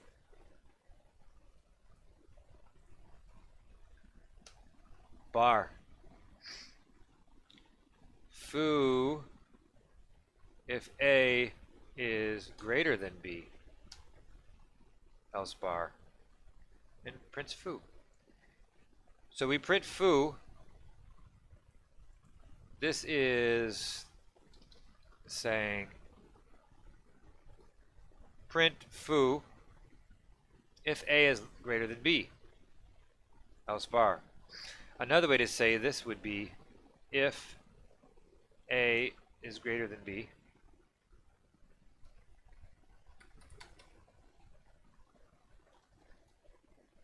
print foo.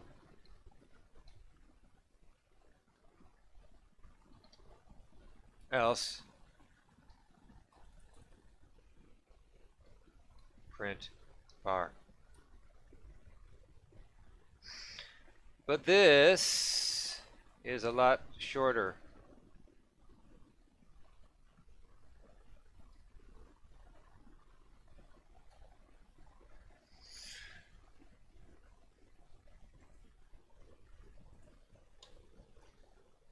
So let's create some loops with while and for. While and for are two fundamental types of loops. Let's first look at the while loop. So we're going to start a simple Fibonacci series. And a Fibonacci series is the sum of the two elements, defines the next set. Alright, so again, we see this deconstruction here. A equals 0 and B equals 1. So while B is less than 50, we start our loop. Right? So before we had the if statement and a colon, and now we have a while statement and a colon. And again, we have an expression in the middle. So expressions are evaluated. So while, the interpreter will evaluate this expression. So B starts off as what? B starts off as 1. So while, so the first time it goes through, it will evaluate while 1 is less than 50, and it is. So it will enter the loop, right? So the first time it comes through, it will enter the loop, and it will print the 1, and then it will set A to B and increase B by A. Right? So after this statement, A will now equal 1. Because A starts off as 0. But now it's setting A to B. So now B starts off as 1. And now after this, A will equal 1. And B will equal A plus B. Let's try it.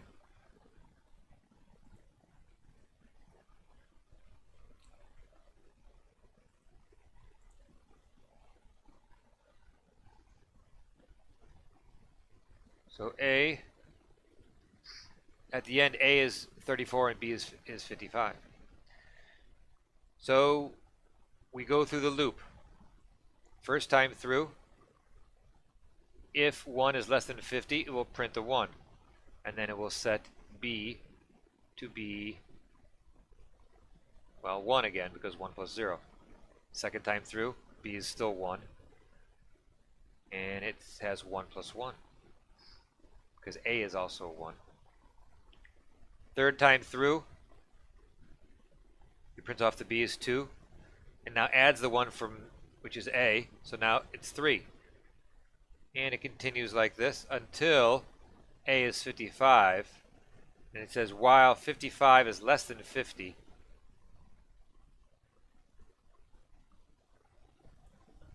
while 55 is less than 50. Nope, it does not enter the loop. And now the final time it skips it. So as long as the condition is true, the while loop will continue to execute. Indentation after the colon indicates that the code is part of the loop. Now, for loops. For loops work with an iterator. And actuality, it's an iterator expression. And iterator is an object that each time you call it, it gives the next value. Below code opens a file and called lines.txt and prints the lines in the file. fh is the file handle, and the method readLines is an iterator function. What it does is it takes one object at a time from a sequence of objects and returns those one at a time. So each time the file handle .readLines function is called, it will put the next value in the line variable, which is the next line of text. Let's see it in action here. All right, as you can see here, we are executing this open function. And we can let's look at it. Let's say open.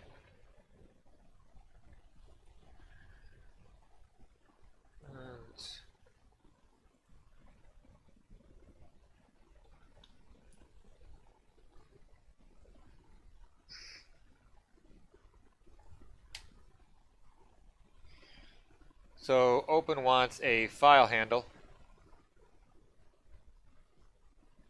which usually it's a string. You give it the name of the file. And you can also give it the mode for reading or writing. Reading, it will assume read mode if you don't tell it. You can tell it the encoding of the file. It will make assumptions. But basically, we want to tell it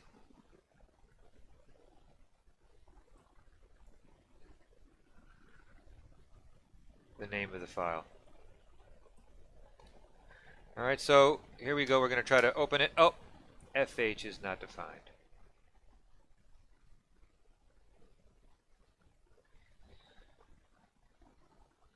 Alright, so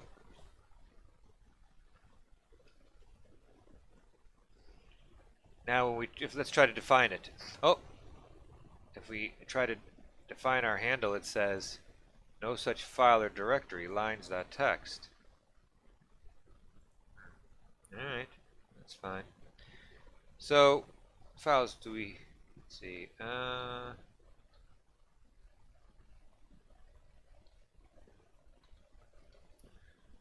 let's see, we have, let's create a new file here.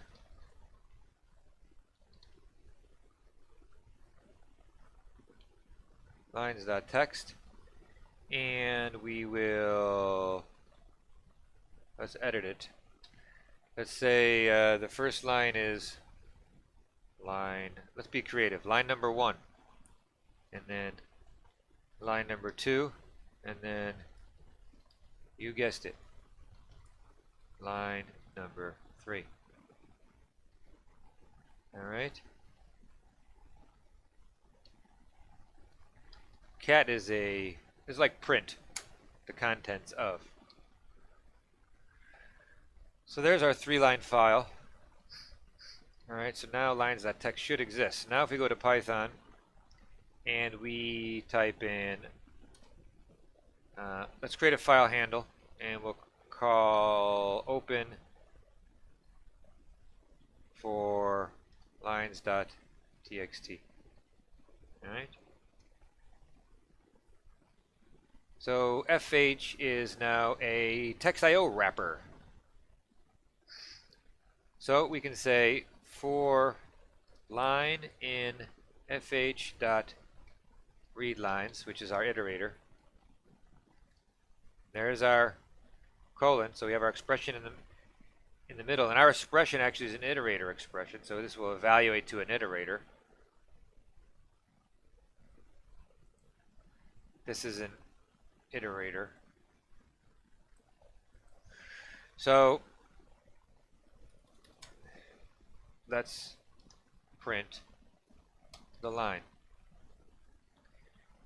Alright, so if we wanted to be fancier, we could say print the line, and now If you have enjoyed watching this video, please subscribe to our YouTube channel. Thank you. Now the end is, instead of a new line character, because this is, the default is this.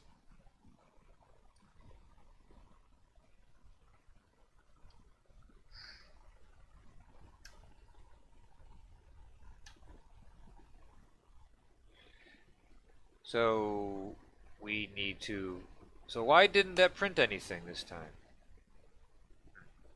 Well, because our iterator was expired and we went to the end of it. So now if we try to call next on it again, it's already at the end.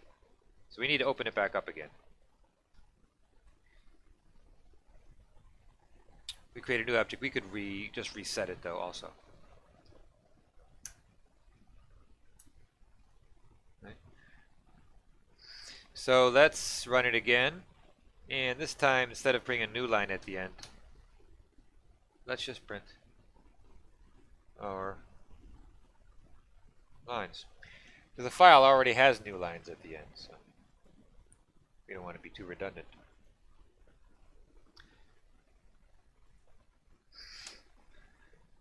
Alright, so all Python functions return the value none unless there is an explicit return statement.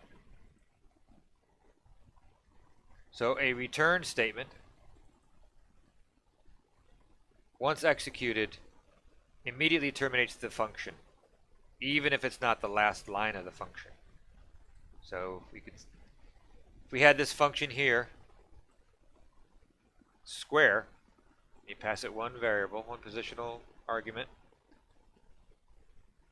then we can call it with, this will call it with the value of 10, and it should print the result is this. All right, so as we learned before, we can use f strings. Maybe we can clean this up a little bit. So the result of, let's convert 2 square to a string.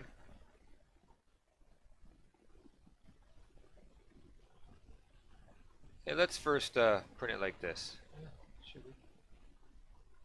Just to see what we got.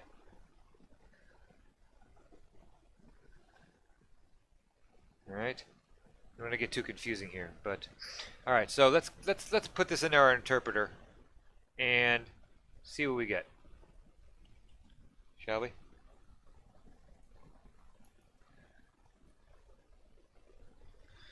Okay. So now, do we have our square function? Okay. So we can call square of 10. It's 100. So 10 squared is 100. And negative 1 is 1. Negative 0.234. That squared is 0.05. Okay, so let's set 2 square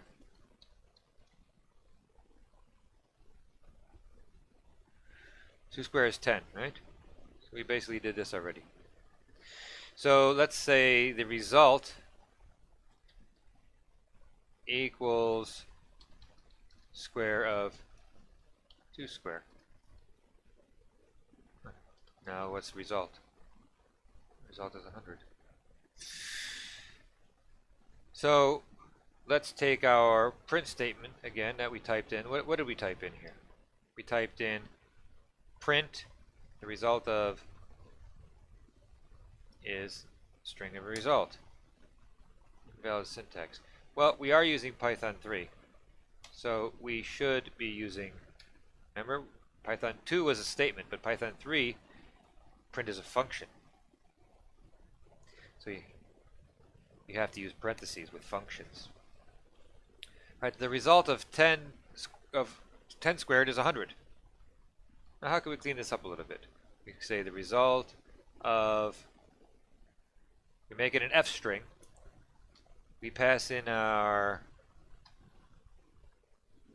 variables. Everything is within the quotes. Squared is and it will make all these strings, even though we're dealing with integers here. Alright, so don't forget to terminate your f string. So it's just a little cleaner. F strings are a little easier to understand. Make Python even easier to read. Alright. So moving on. Sometimes you need a way to shortcut the loop or break out. You can do that with the continue. The continue right here. So if, alright, so we say S is a string, and a string is a sequence. It is also iterable.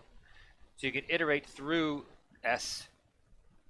Say for C in S. So C in S. This is the for loop syntax for iterating. This needs to be an iterator. This is another keyword, and this is the variable you're defining. So every time you iterate through one character through the sequence S, which is one character at a time. So the first time through, C will be T. The second time through the loop, C will be H. Third time through, I, S, space, and so on. So the first time through, C is what? T.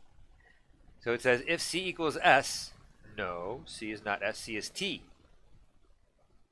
Then it will continue, but that's false, so it will go to the next line. So we will print C. Second time through, H is equal to S, no, so it will print H. Third time through, print I. Fourth time through, if C equals S, that's true. Fourth time through, C, this is true, so it will go to the continue, which means it will go right back to the for. It'll skip everything afterwards. Let's see it in action.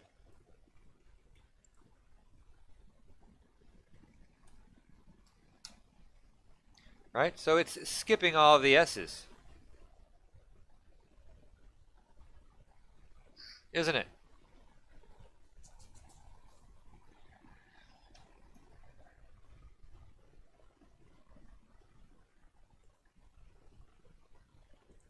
All right. S is a string. For C and S, we're going to check if C equals S. If it is, continue. And if not, we are going to print it out. There we go. Skipping all the S's.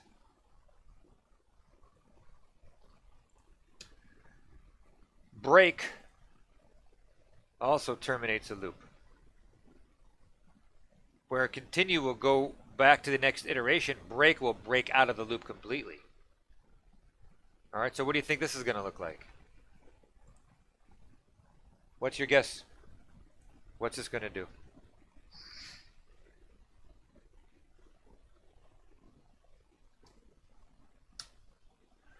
THI, and instead of skipping the S, it just terminated the whole loop and broke out of it. Okay. Generators. Generators will help you expand your mind.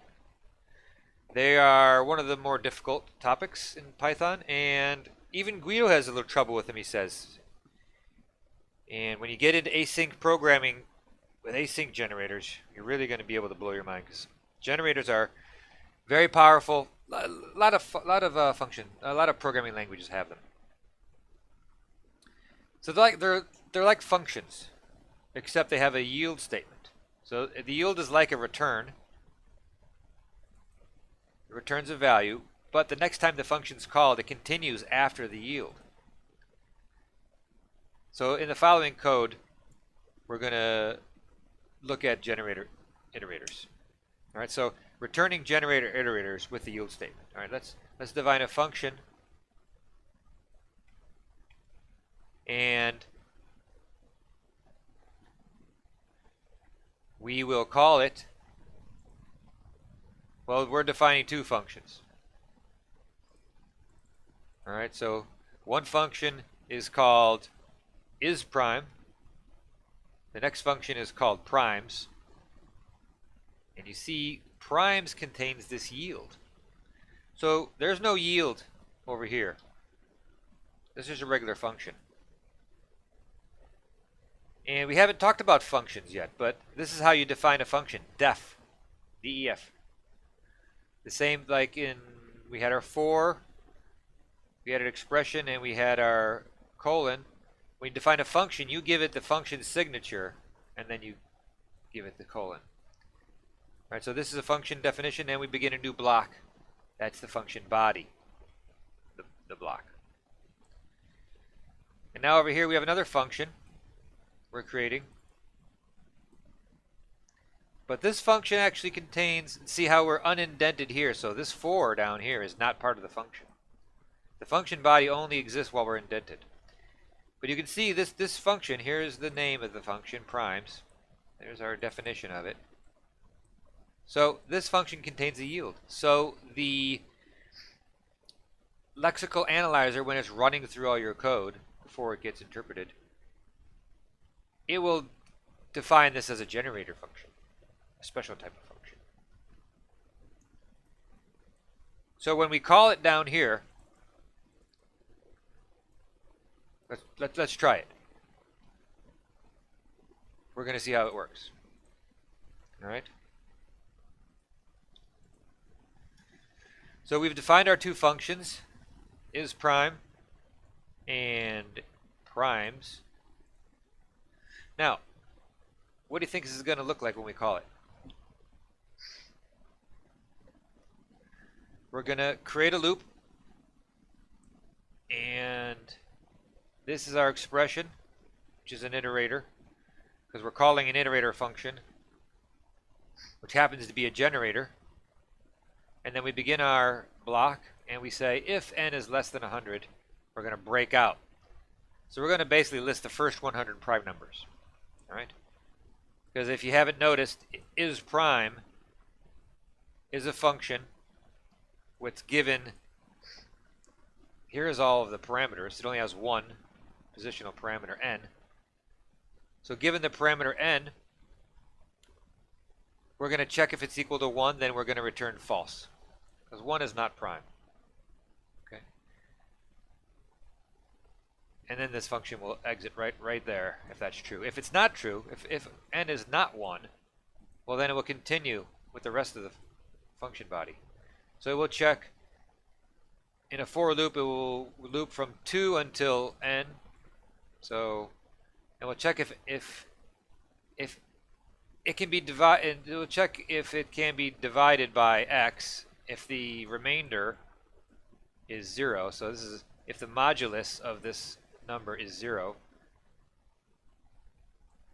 Checking if it's divisible by anything other than it's, if it's not 1 and it not including itself. If it's divisible by anything, if it has no remainder when it's divided, then it will say nope, it's also not prime. So if it's 1 or if it's divisible evenly, then it will return false. It's not a prime. Otherwise, it is a prime number. All right, so that's this function. So in our main body here, we're calling primes, which is our generator function, remember, because it contains a yield. We're calling is prime. So we're starting off at 1, and we're saying, while true, we're beginning this big loop here. This was called an infinite loop, while true. It never exits. So infinite loops are normally a bad thing, but in generators, we only execute this one time, the first time, because the execution actually stops the yield. So when the function, the first time it's called, it will come through. Of course, this will be true. It will call is prime on 1, and is prime 1? Is 1 prime? Does prime 1 return true? Or what evaluates to a Boolean true? Does anybody know if 1 is prime? What do you think is going to happen? Well, 1 is not prime. So it will not get to this. It will go to n plus 1 and go back up to the loop, and we'll say if. Thanks for watching. Please like and share this video. If is prime 2, and 2 is prime. Nothing else, this is not true. So it will yield 2. 2 is prime. But then it will stop. After it yields the 2, it stops. So the first time it comes through, if n is, first time it comes through, n is 2 now. So if 2 is less than 100, well, if 2 is greater than 100, then we break out. So 2 is less than 100, so we're not going to break out, we're going to print. And then we're going to start back up here at 3. And we're going to check if 3 is prime. If it is, we're going to yield second time through. That's a brief overview. Let's see what happens. Well,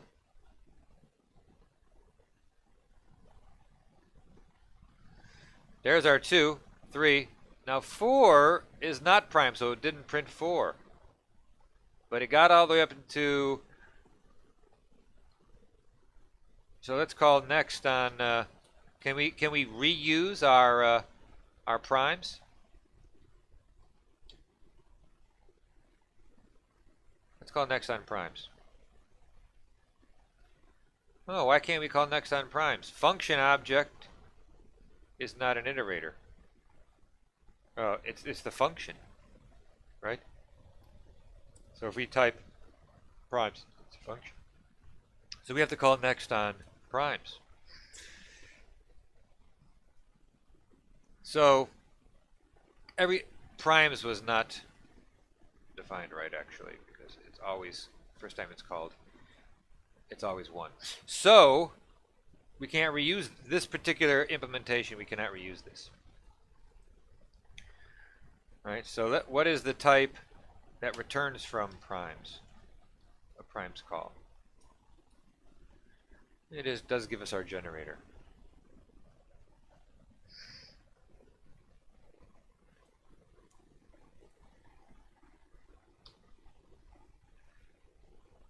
So we know that for statements can loop over list characters, dict keys, etc. Any sequence, any iterable. These are called iterable objects. The built-in iter function takes an iterable object and returns an iterator. So you can call iter on anything, and it makes it an iterator. Even though a list is iterable, it is not an iterator, so it doesn't have a next.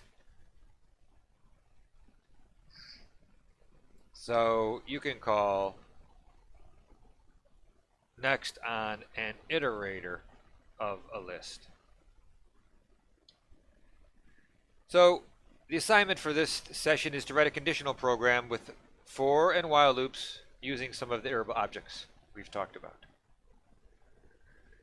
All right, so that was flow control constructs. And in the next session, we are going to talk about expressions. All right, so thank you very much.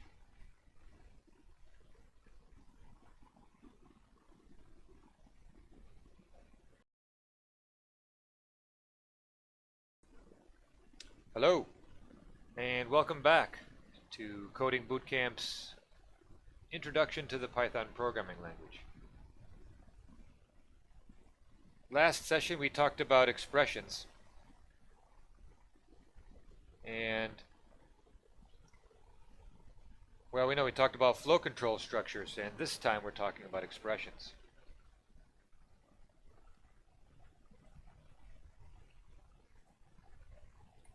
So let's get to the overview. The objectives of this session are talking about unary and binary arithmetic expression operations, comparison and Boolean operations, conditional expressions, as well as lambda expressions, and the order of operations and operator evaluation, talking about expression lists, and finally assignment operations. Now these things we've all used before, but now we're going to get deeper into the discussion. So we've seen expressions And pretty much everything we've done so far has been an expression. And it's the fundamental building block of language like Python, higher order languages. Most statements that you write will contain expressions. A simple example of an expression is 2 plus 3, for example. An expression can be broken down into operators and operands. Operators are functionally that which do something that can be represented by symbols such as plus or by special keywords. Operators require some data to operate on, and as such, their data is called operands. In this case, 2 and 3 are the operands, and plus is the operator.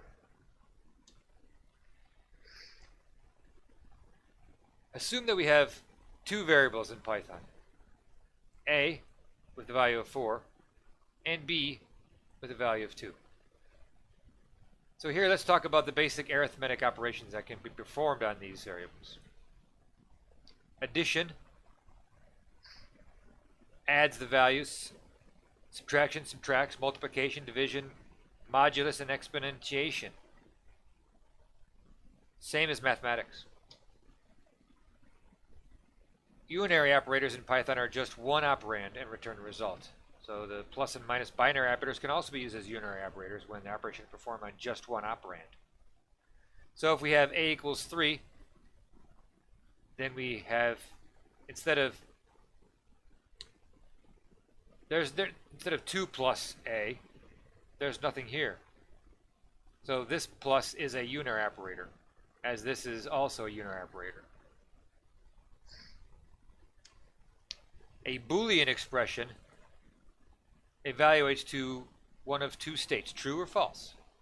Python provides a Boolean type that can be used either to set to true or to false. Many functions and operations have Boolean objects.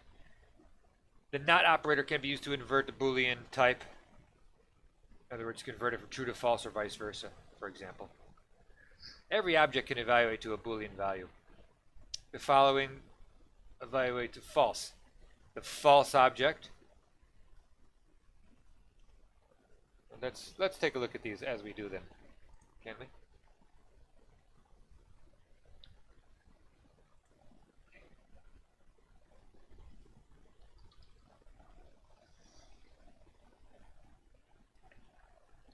False evaluates, so we can say bool false evaluates to false.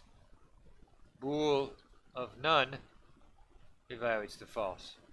Bool of 0 is false, 0.0.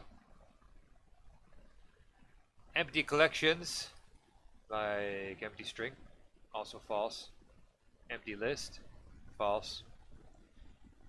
Empty set, false.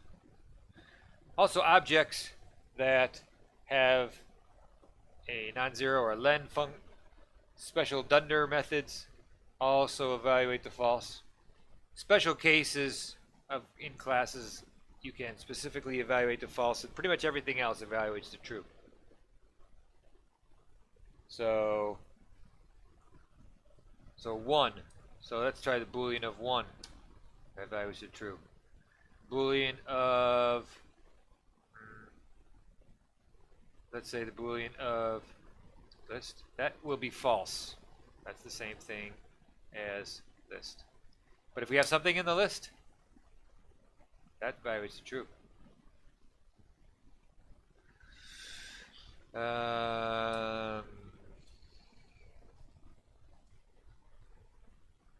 Let's say a set, or a tuple actually. We can have a none. Well, let's say a string with a value. That evaluates to true.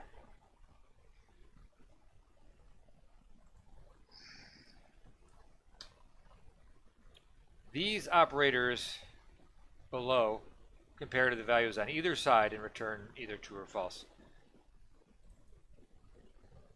equal comparative, not equal comparative, greater than, less than or equal to, greater than or equal to, and less than or equal to. So what's the Boolean of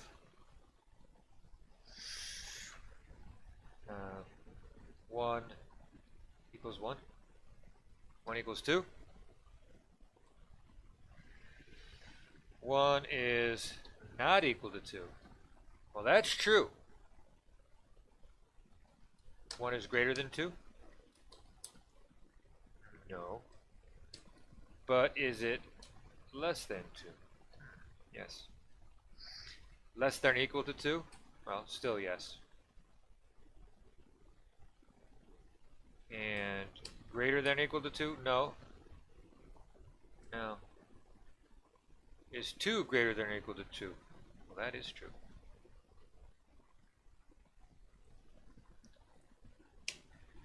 Conditional expressions in Python are used to perform different actions depending on whether a condition values are true or false. We've seen this. If condition 1, statement, block 1. Elif condition 2, block 2. Else, the third block. Remember, we've seen that from the last session. Lambda expressions, the bane of Guido and other lambda haters. Either you love them or you hate them. You don't need to have lambdas in your function. And Guido van Rossum, the benevolent dictator for life, the creator of Python, hates lambda expressions. Lambda functions. The lambda function is a way to create a small anonymous function, in other words, a function without a name. These functions are throwaway functions that are only needed where they are defined. The general syntax is lambda, the keyword lambda, followed by an argument list, a colon, and an expression. So let's take a look. This lambda function is the sum. It's basically a sum. So you could pass it anything you want. Let's try this out and see how it works in our terminal. So it does add those two together. 1 plus 2 is 3. 1 plus negative 1 is 0. 1 plus negative 1.5, negative 0.5. So we could also set the variable f equal to our lambda, and then we could call f with 1 and 1, and we get our 2. 1 and 2, we get our 3. 1 and 22, we get a 23. So remember, the lambda is just lambda functions are just another way to define a function, a simple way. You could also say define f this way. It takes a and b, and you return. Well, let's keep it consistent.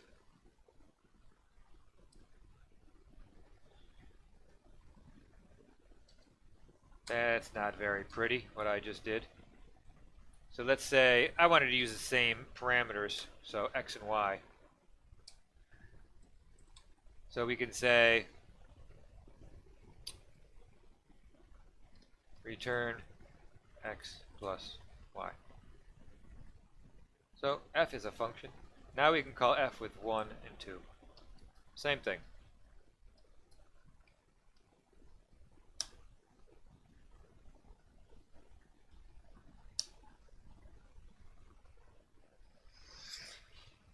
We could actually call this sum.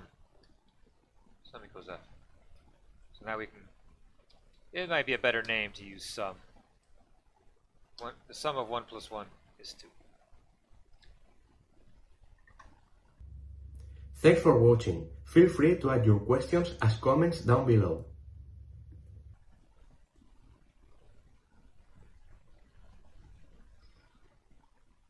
Now, the order of operations is important, just like in mathematics. As a matter of fact, Python uses the same rules as mathematics. Parentheses have the highest precedence, exponentiation, two multiple signs, and then multiplication and division, and finally addition and subtraction.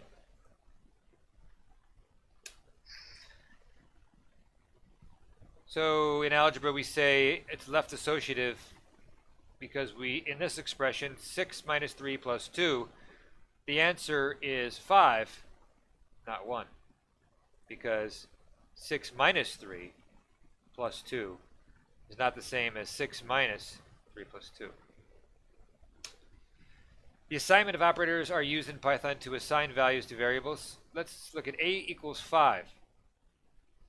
It's a simple assignment operation that assigns the value 5 on the right to the variable a on the left. Here is a list of operators in Python and what the equivalents are. Take a look at those at your leisure. And the assignment is to use them in a program. All right, so that was expressions. Next time we're going to take a look at expression handling, exception handling. Sorry, exceptions are errors. When something bad happens, we want to be able to catch it and know what happened. So join us next time for exception handling. All right, that's it. Thanks.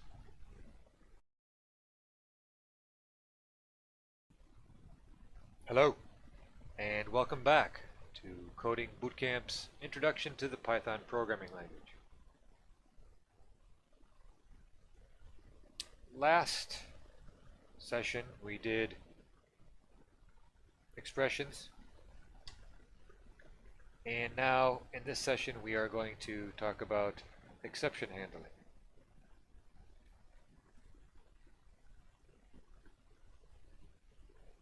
Let's get to the objectives.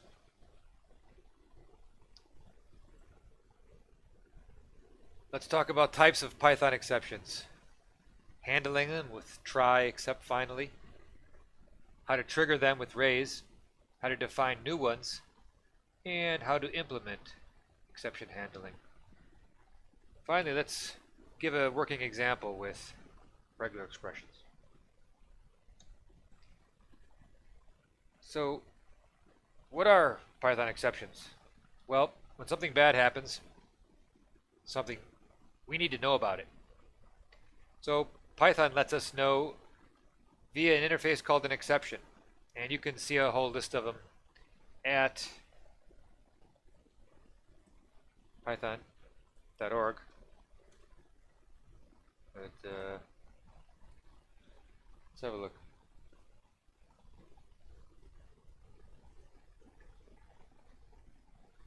Built-in exceptions. We have base classes, the base exception, regular exception, and a couple other ones. Look up here. And the other ones are based on those exceptions. So we have assertion error, attribute error, end of file, floating point error, general exit. You can't import something, maybe because its module's not found. You try to index something that's not in the list or not in a dict. Control C, you'll get that. Oh, you don't want to get that. And file not found and different things. Those are the basic exceptions. So it's good to work with Python standard ones because other programmers will recognize what you're doing easier, and it's easier to integrate with other libraries, and also you won't have to write them. But like we said, you can create your own. So exceptions are the main way to handle errors in Python. If there is an error in the program, it dumps a stack trace and an error message, and those error messages are simple uncaught exceptions. So you implement exception handling with the try statement. So you issue the try statement, and then a block begins because you have your colon. Block is indented, one or more spaces. Standard is 4 spaces. Then you list all of your lines where you think you're going to get an error, and then you list all of the exceptions you think may trigger it, may get triggered by this code here. So, for example, this exception IO error will get triggered if there's an input-output problem. For example, the file doesn't exist. So if that error is triggered, then you'll print a message. You can do anything, print anything you want here. The message is, the error is caught in this variable E, so you can print that out as well. And if nothing else happens, nothing bad happens, you can use your variable that you defined, or you can do anything else. And finally is used, this code will always execute, even if this causes perhaps this causes an operating system error, or maybe this causes a sig fault in your execution runtime. This code will always be executed.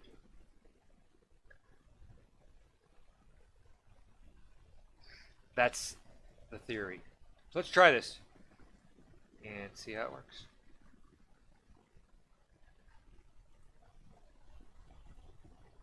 Let's run. Let's get a little closer. Let's run Python. Let's run Python. Let's type in our code, see what happens. Whoa.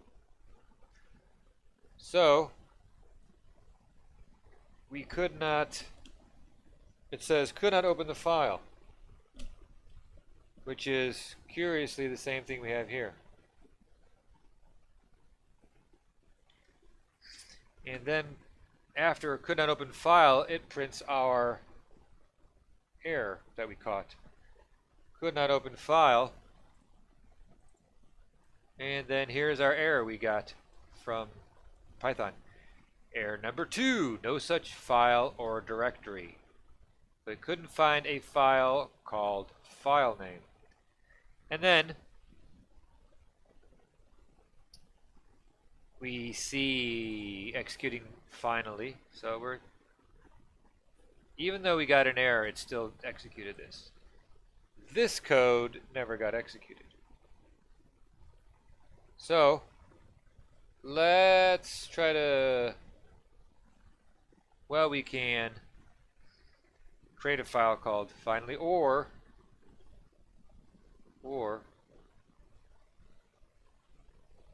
we can let's say open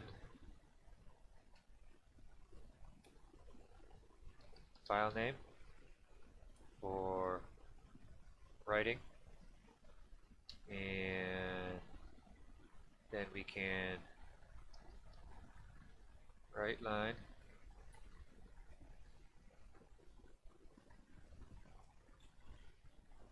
we are getting it.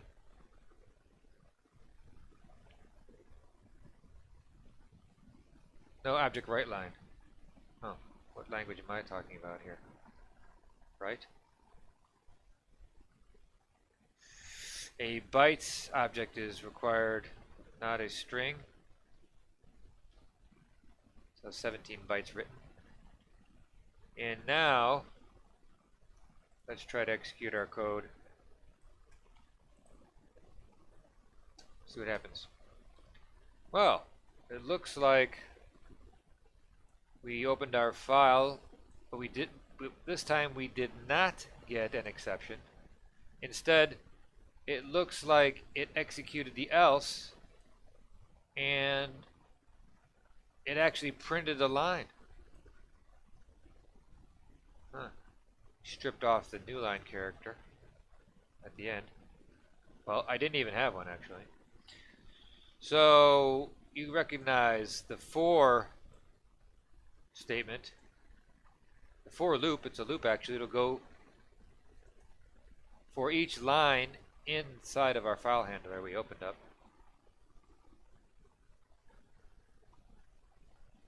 And then finally it printed executing finally, of course. It worked.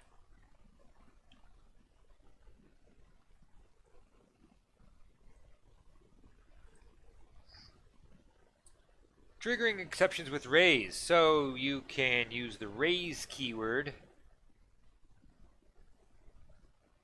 And looking briefly here, this is a function, this is a function, so the main line starts here at this if statement way at the bottom. So if this is standard, you don't have to know what this means, but it's Python we've already learned is an if statement. The name is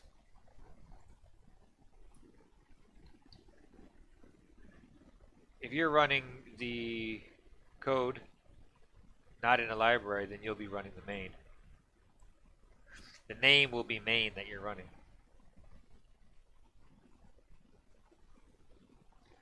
So if it is, then we run this main. So this is how you get around executing code in a module if it's just being imported. So only if you are running it do you want to execute this main code. So that's what's going to happen. That what I just said has to do with module importing, which you don't really have to know yet. We haven't covered that yet. But we're going to try to read file on xlines.txt, and then we're going to print the same thing we just did, basically, and capture exceptions. And finally, so in this read file function we've defined down here, we accept the file name and we say if the file name ends with .txt, then we're good. Otherwise, we want to raise a value error and tell the user, which may be another program. If this is a library, we may want to tell the user must end with .txt. So like we said, we can define our own exceptions. We inherit from the base class exception, which we saw from python.org. And we can also, multiple inheritance and create our other exceptions. So we want to implement those. We can define a function here. My function. We check an error condition and we raise my input error if it's true.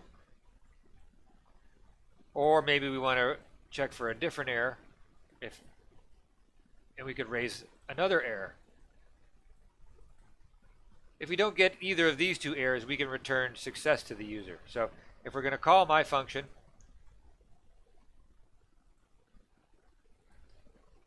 right, there's our definition. Over here, we can find out how to call it. And so we can try to print my function, give it some arguments. And if any error condition happens, we may get an exception. Like, for example, my input error. And then we can print that off to the user.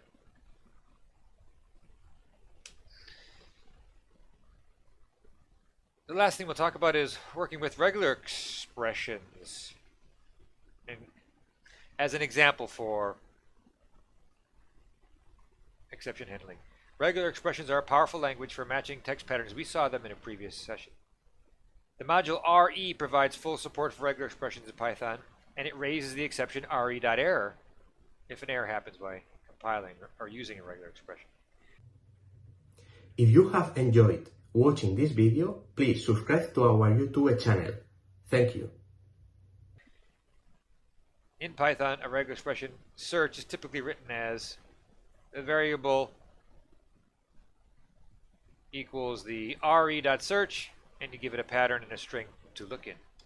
So let's take an example. If we have this string, let's try to match using this pattern, which is WRD colon followed by 3 words.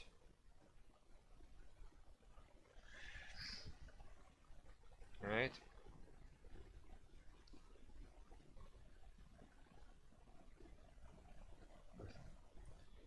So if we get an error, we can raise the error to re-raise it to, and then make sure we capture. We could massage it if we wanted to, or else we check if we got a match, because maybe it's not an error, but it just didn't match. For example, we could get an exception if this was not a string. Perhaps it was an integer. We get integer error or type error. So if everything's fine, no exceptions, this could be blank if it didn't find this. Regular expression didn't match. Well, then match would be none. So none evaluates the Boolean false, so it would not print found match cube. Let's try this code and see what happens.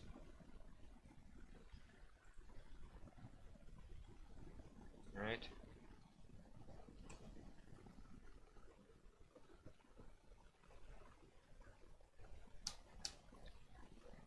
So it found the word cat.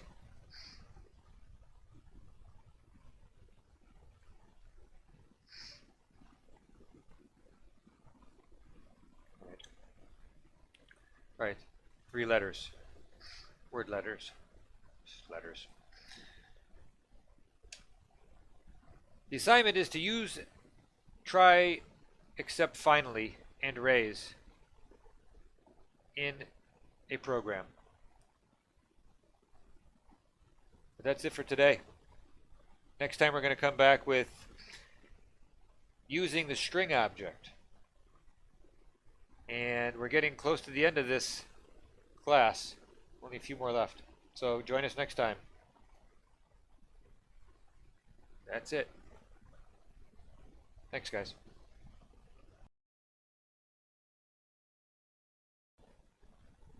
Hello, and welcome back to Coding Bootcamp's Introduction to the Python Programming Language.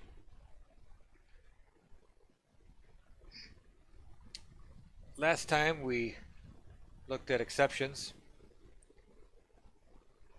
and this time we are going to be using the string object.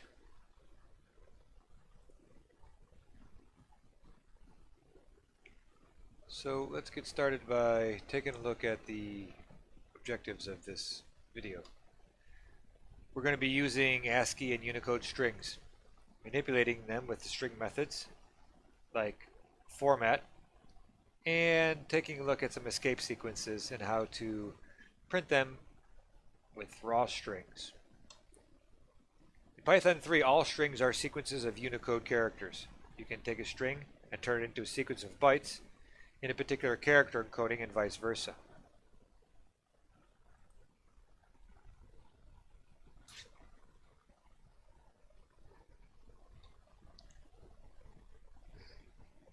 We can do that in a for loop, decode our lines as we read them, maybe if we have a Chinese email or something.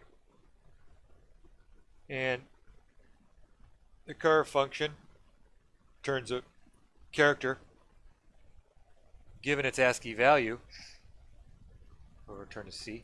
Cur99 returns C. And the ORD function is the opposite. If you give it a C, it'll tell you the ASCII 99. Strings are objects, like everything in Python's an object. If we assign a string to a variable, the variable contains a reference to a new string object we just created. So everything that you can do to a string reference, you can do on a string literal.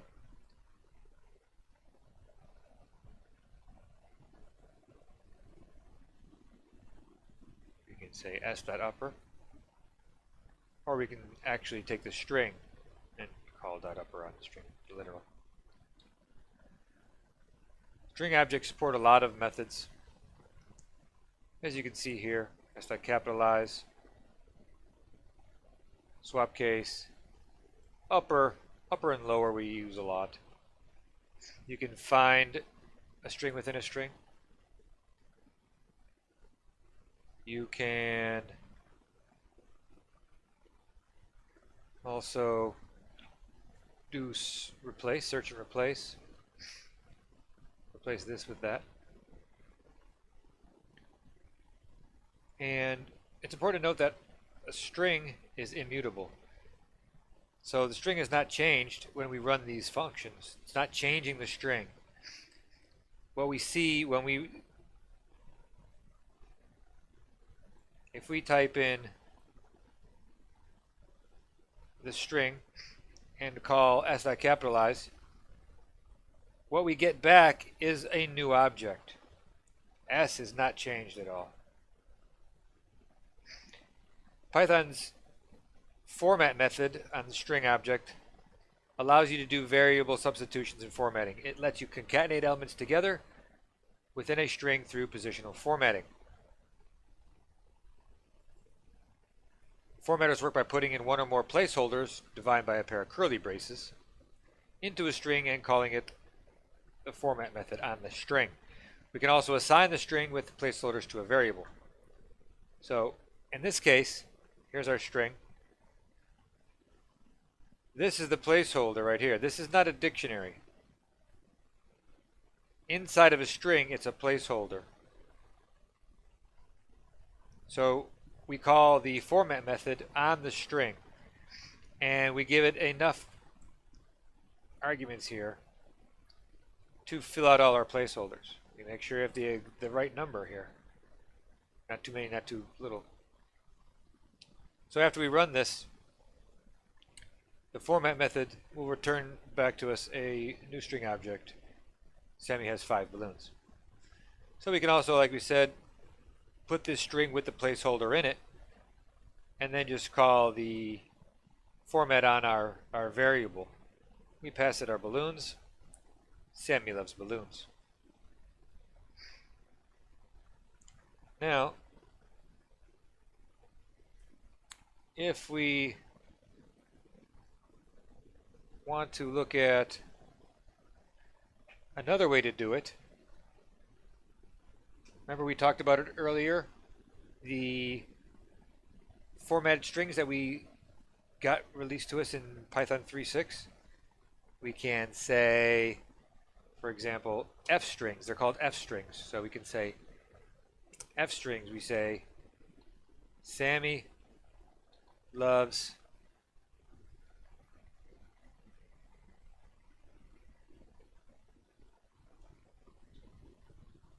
balloons. Now for this to work, we're going to need to have a variable called balloons, because it's going to look in our local variables for something called balloons. So balloons equals, let's say, red balloons. Not so creative, but now we can see Sammy loves red balloons. Alright.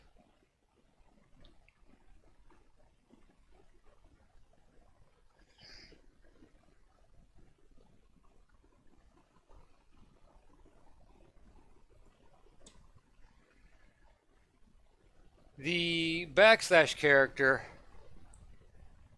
is used to escape other characters in a string. So if we want to print a new line, we can do \n. But if we actually want to print a backslash character, or a quote character, for example, inside of a string, we can use a raw string. We also saw this in a previous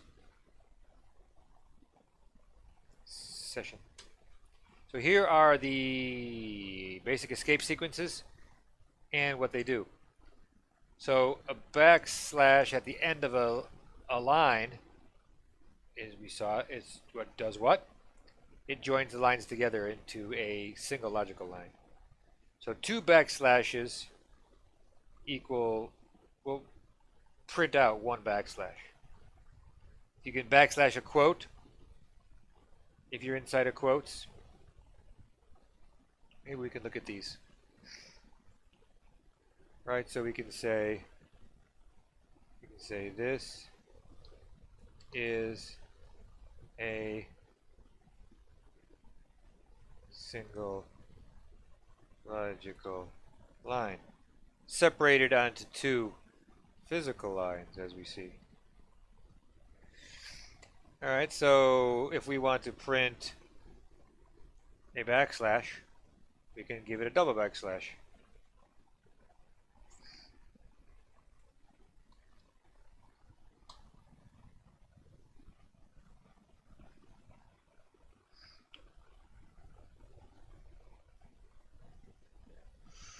Right, we can, if we wanted to print a quote inside of here, we want to print a quote, we can backslash that quote so the string will not end there.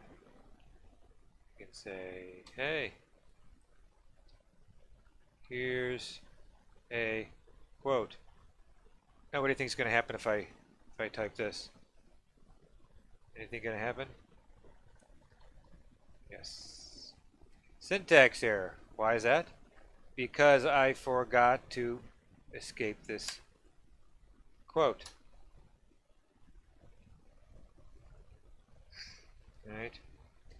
We can, same thing with double quotes. We can print a bell. Did you hear anything? I did not.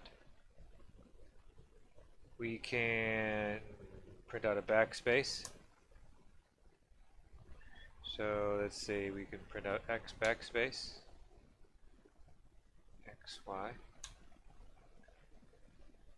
We can print out A, B, C. Let's just make it make sense. So our C gets written over with a backspace there. A form feed. Yeah, extra line there. Pretty much the same thing as a new line.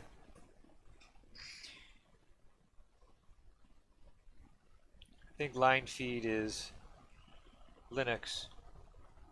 And a carriage return /r/n is what Windows uses.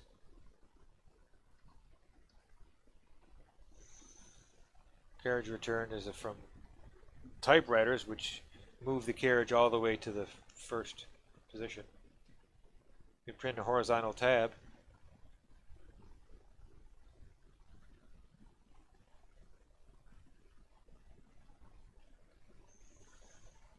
And a vertical tab. Let's see what that does here on the. Oh yeah, vertical tab. Interesting.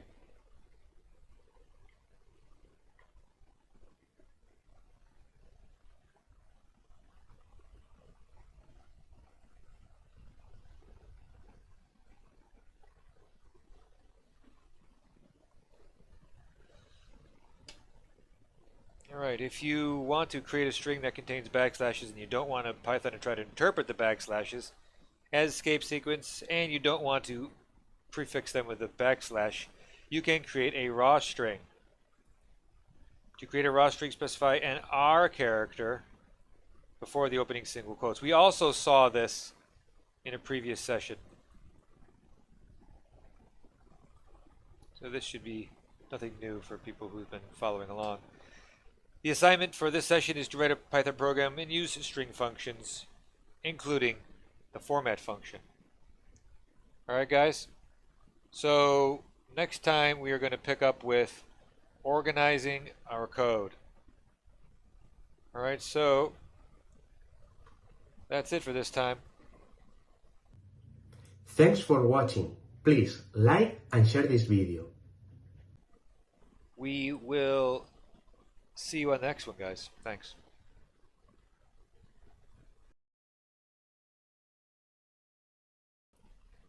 Hello, and welcome back to Coding Bootcamp's Introduction to the Python Programming Language. Last time, we talked about using the string object, and this time we are going to cover organizing code. Right? What that means. So, without further ado, let's get into the objectives. In this video, we're going to define some functions, call them, create some anonymous functions, and decorators. We're going to define some classes and instantiate some of them.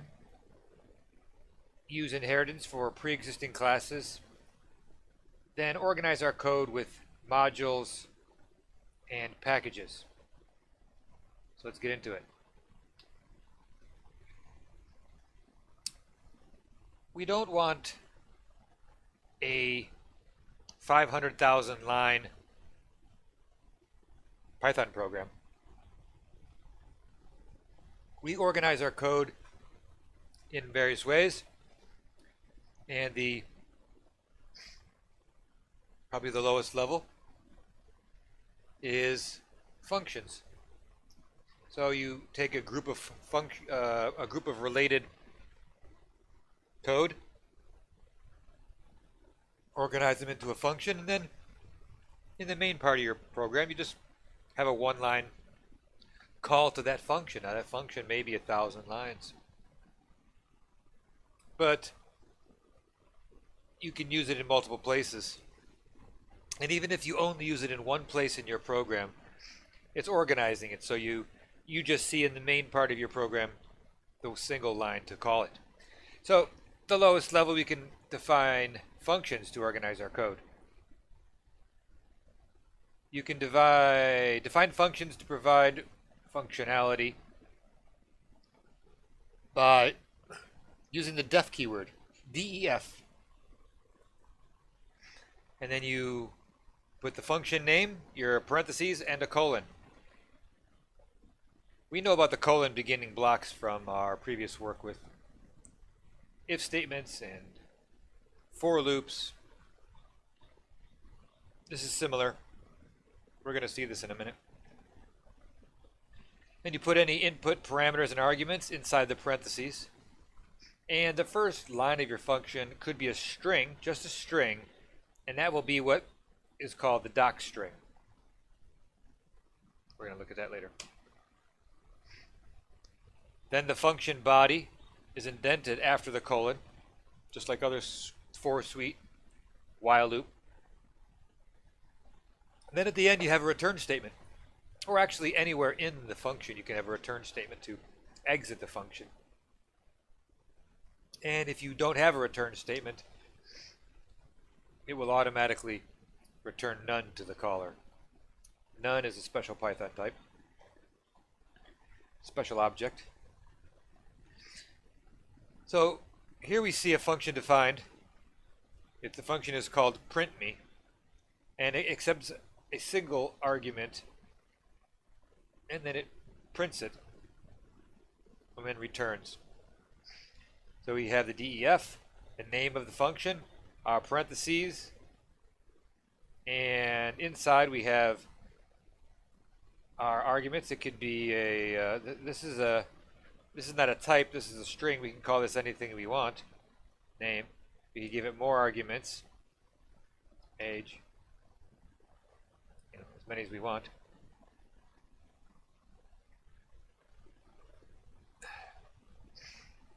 And we don't want to skip to the end, do we? Just yet, do we?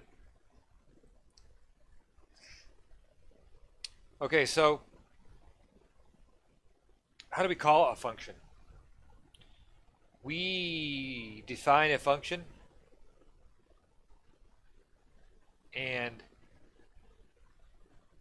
once the basic structure is finalized, you can execute it by calling it from another function, or directly from the Python prompt or the body of our code. We can call the printme function by using the name and the parentheses. And it does accept one argument, so let's have a look really quick. And can we, let's see if we can put this in our interpreter. Let us run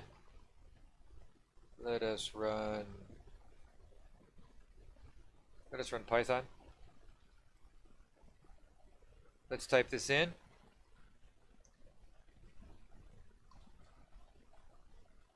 So now we can see print me.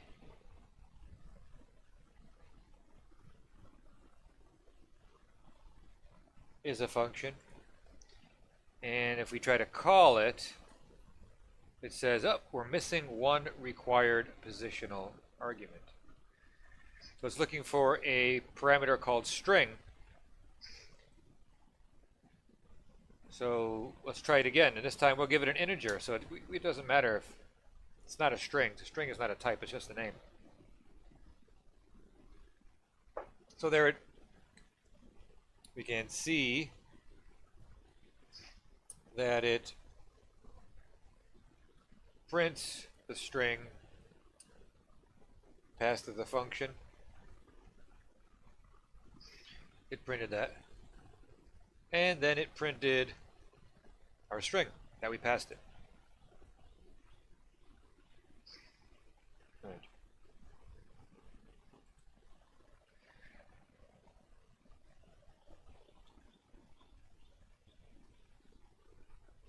Maybe we want to try calling it. Let's see if this actually works.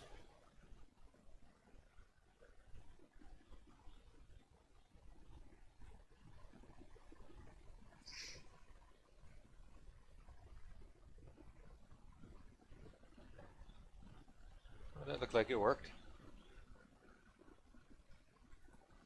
Let's pass it with this second argument. Yep, looks like it's all working.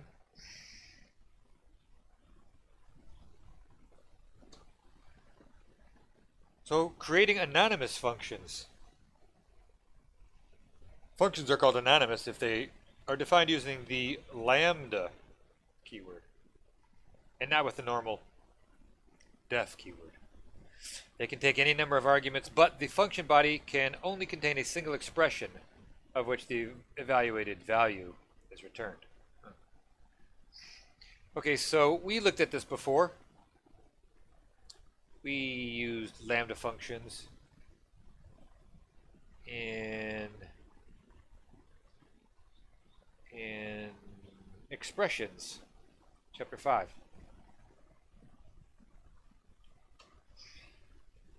Decorators.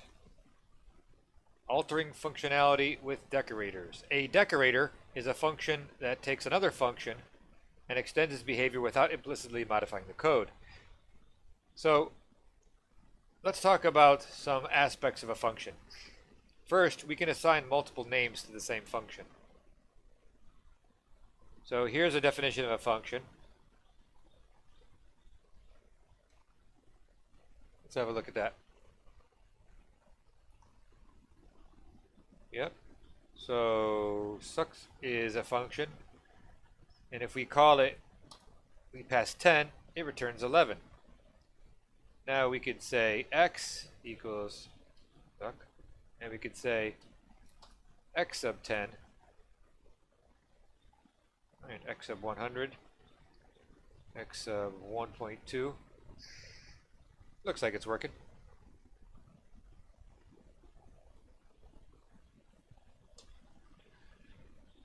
Next, a function can be placed inside another function. So that's called a nested function. One function inside of another function. Here's an example. Here is our f function. We have a function called f. So we use def. There are no parameters inside the parentheses. And here is, after the colon, we begin the body of the function. Here's the body of the function. First thing it does, it defines another function inside of itself. So that's g.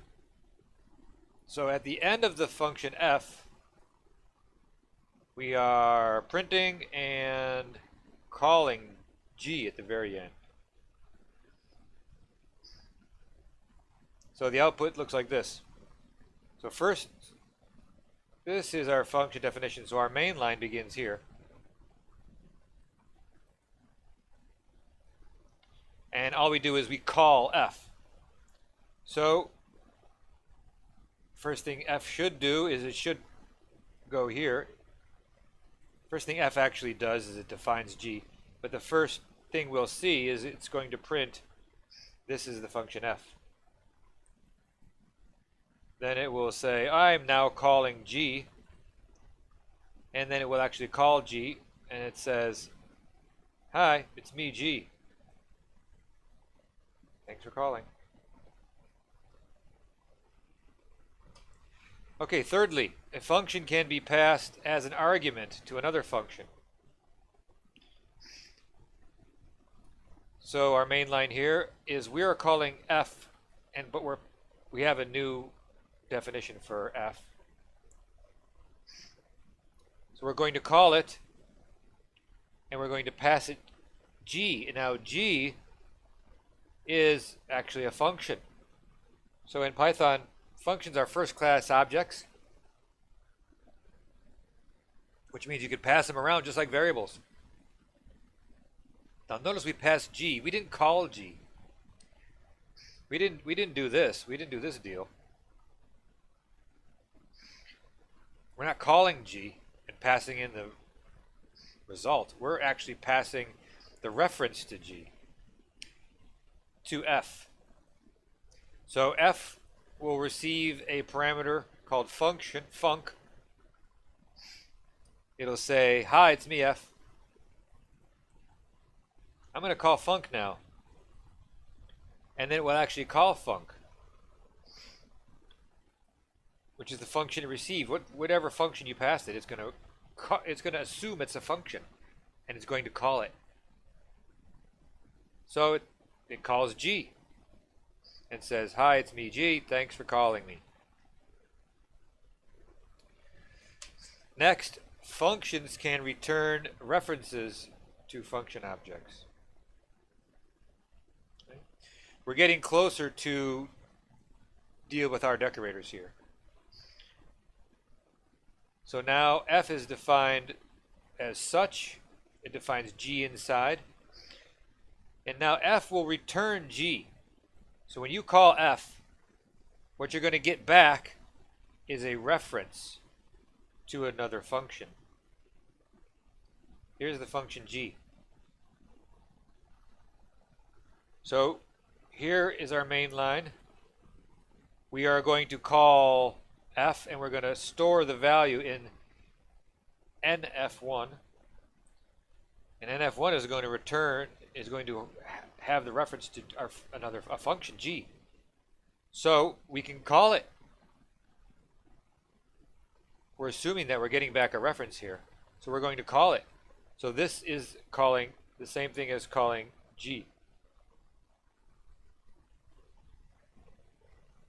And it should say, I am inside function g.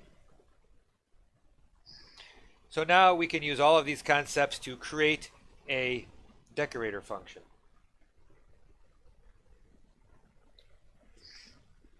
All right. Now here is our decorator function. Now if you return a function, just like we saw the last one returning g, we're returning function wrapper, which is defined here. There's our function wrapper.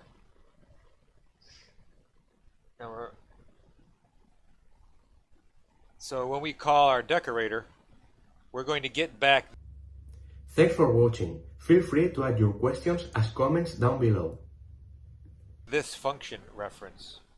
We're not calling it here. There's no parentheses on the end here. So we're not calling it. Our decorator merely returns the reference to our function wrapper. So if we have a function reference returned from a function, we can use that function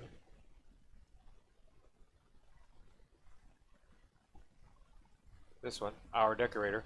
We can use it as a decorator. What we do is we precede it with an @ sign. And that becomes our decorator.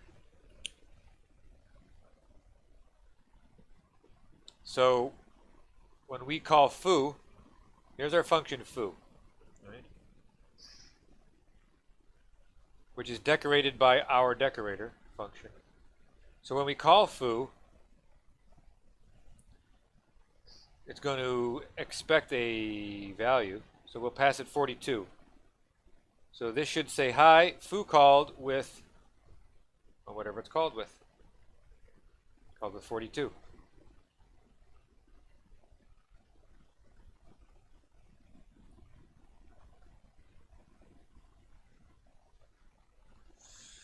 So where did this come from? Decorating the function foo. Now, function foo is decorated by our decorator, and the decorator returns this wrapper function, and the wrapper function could expects this, which it gets as 42, and we could do something with that. So let's try it. All right, let's see what we get. All right, our decorator is a function. All right, now let's define foo, and we define it as decorated.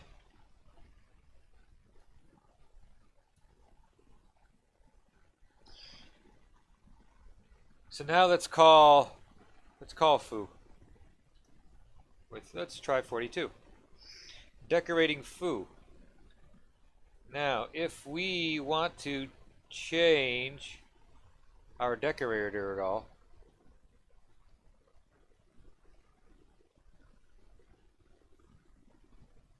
we can, let's say we can do something, decorating foo, we can do something with x. Let's define, when we print decorating foo, let's print our x that we got back, right? Let's print it out. So let's call foo 42.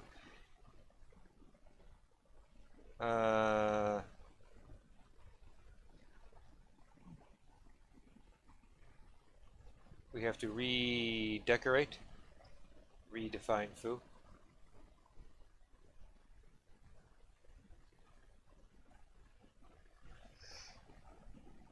So we changed our decorator function, but we didn't redefine foo with this new object, so that's why I had to redefine our decorator.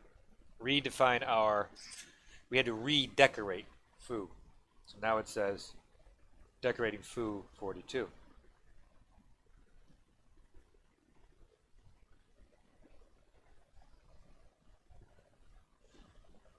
So we can actually do something with 42. If we wanted to, let's say we wanted to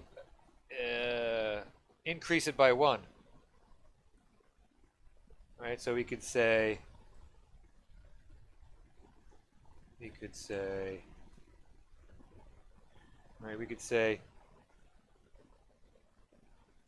our function wrapper receives 42 it says decorating 42, and then it will call our function with 43.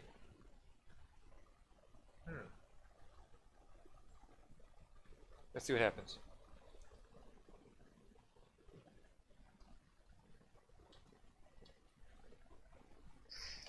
So we're decorating 42, but now we're pretending that foo got called with 43. Right? We could say 1. We could say negative 1, 2, 3. So we can use decorators to change our values. So like we said, it changes the code, it changes the function without actually changing the code. But the actual function behavior is changed.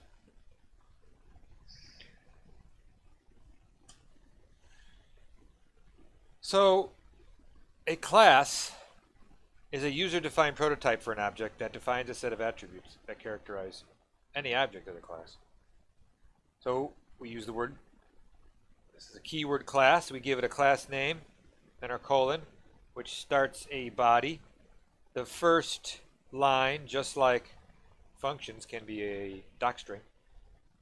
And then we begin our class suite, our body. So let's define a simple class employee. We can call this anything we want. There's our docstring. So let's have a look. Can we type this in? Oh, it probably won't like it because too many spaces. So let me just take the spaces out. It makes it easier to cut and paste. So now, class is that's not right. Class is employee is a class.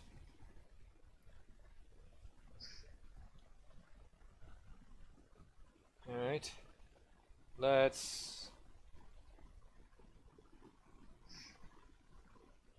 Employee is a class.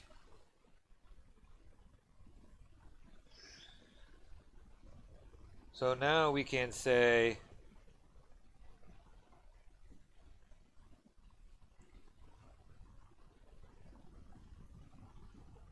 we can look at the variable count and see that it's a class variable. It's defined directly on the class itself. That's called a class variable. So all instantiations, all objects, all employee objects share this single count.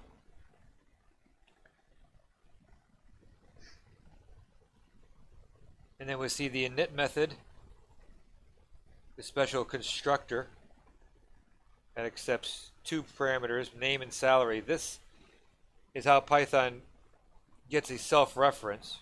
You can call it anything you want, but everybody uses the word self here. And Python will automatically load this parameter with an argument to point to itself.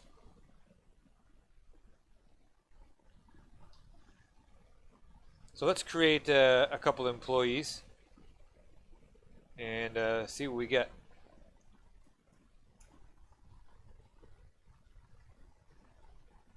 So this is employee is a class, but now emp1 is an object, an instantiated object from the employee class. All right, now if we type in employee.count, we have one employee.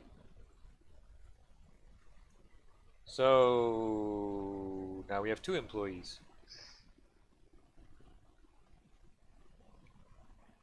All right.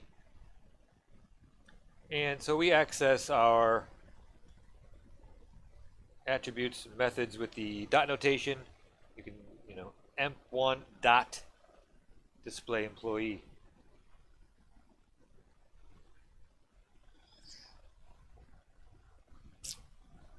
Right.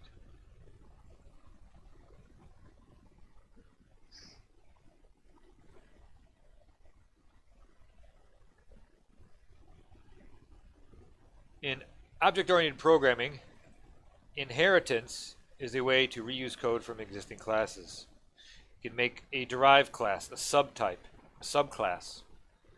So a subclass inherits all the attributes of a parent class. And we can also create new attributes and methods inside of the subclass. And we can even override some of the parent's classes. So let's see that in action.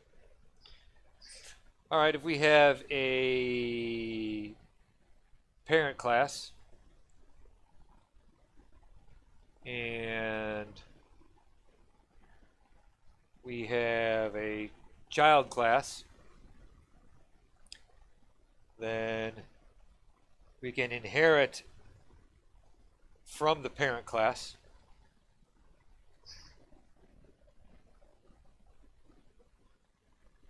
And we have our parent class defined. And we have our child class can also be defined.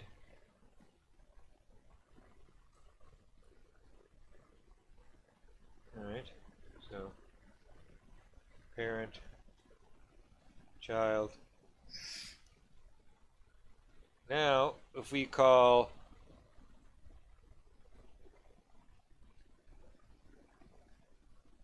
we can say C equals child. All right, so it says we called the child constructor. Now we have init here. Dunder init, as it's called, is overriding dunder init from the parent. As you can see, we define the child class with the keyword class, the name child, the name, whatever we give it, child, and then the base classes. So we're inheriting from parent. So we have all of these attributes inside of here. So, but we're overriding this method from the parent. So you can see it doesn't say calling parent constructor, it just says calling child constructor because we overrode it here. So let's see if we can print off our parent adder. Oh yeah, it's 100. All right. And we can call child method, calling child method.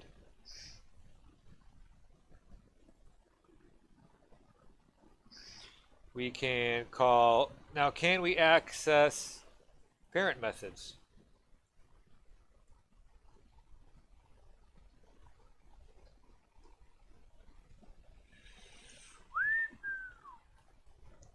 Okay, calling parent method. Now let's set our parent attribute to 200. All right. And now let's get attribute. So now the parent attribute is 200. Huh. So we changed it in the child class.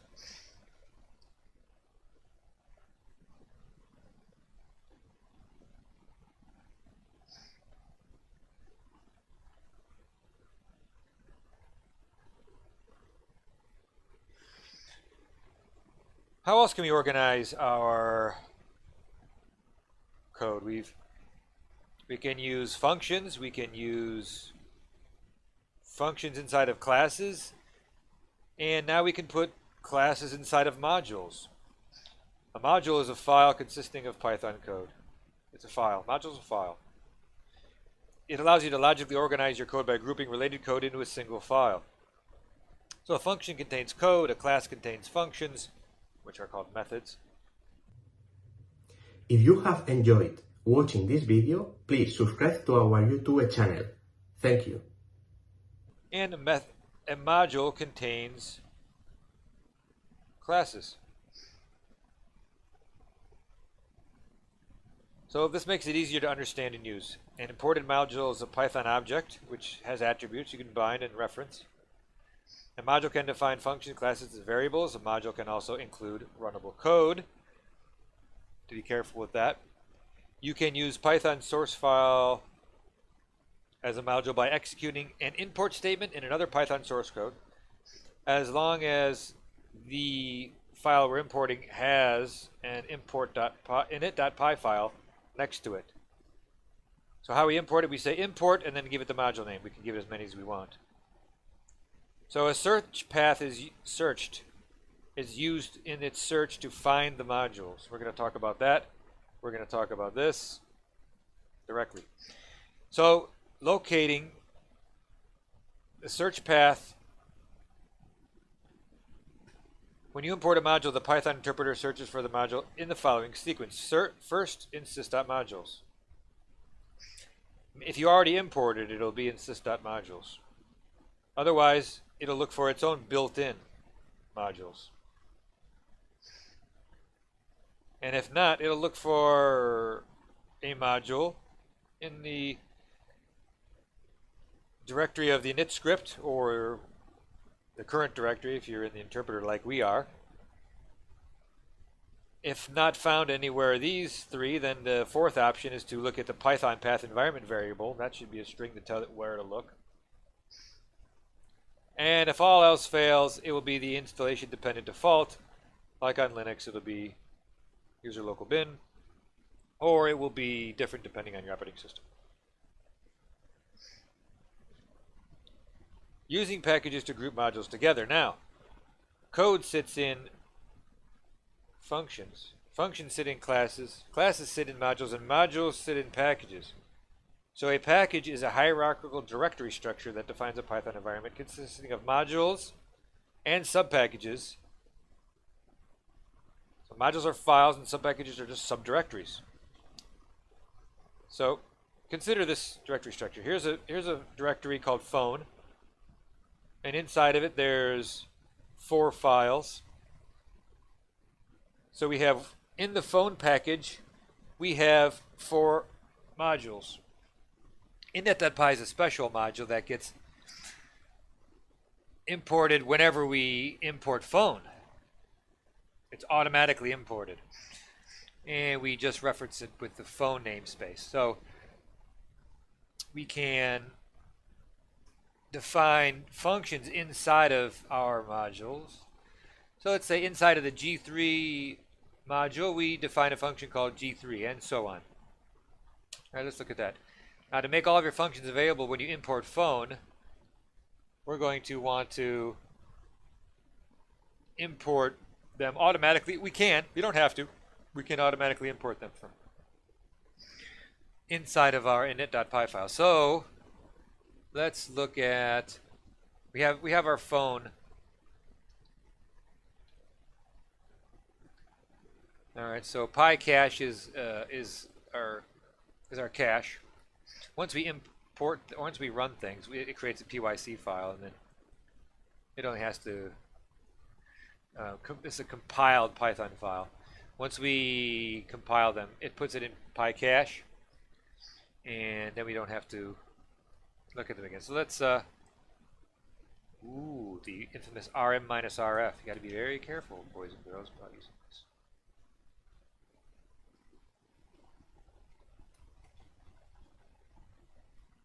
So let's just get rid of it. All right, so let's run Python. Now when we say import phone,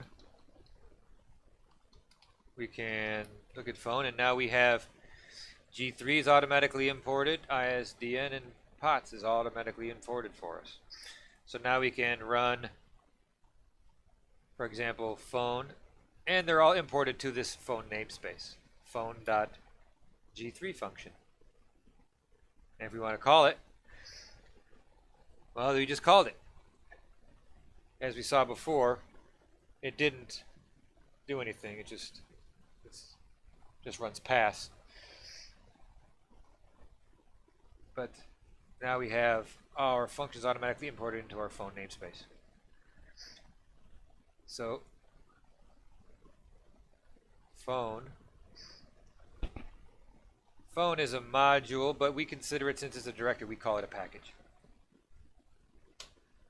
So the assignment is to write a program that uses a practical use of the decorator function. All right. So that is it, boys and girls. We just talked about organizing our code. And next time we're going to talk about a longer topic: arrays, collections, and dictionaries. All right. So that will be for next time. All right, that's it. Thank you.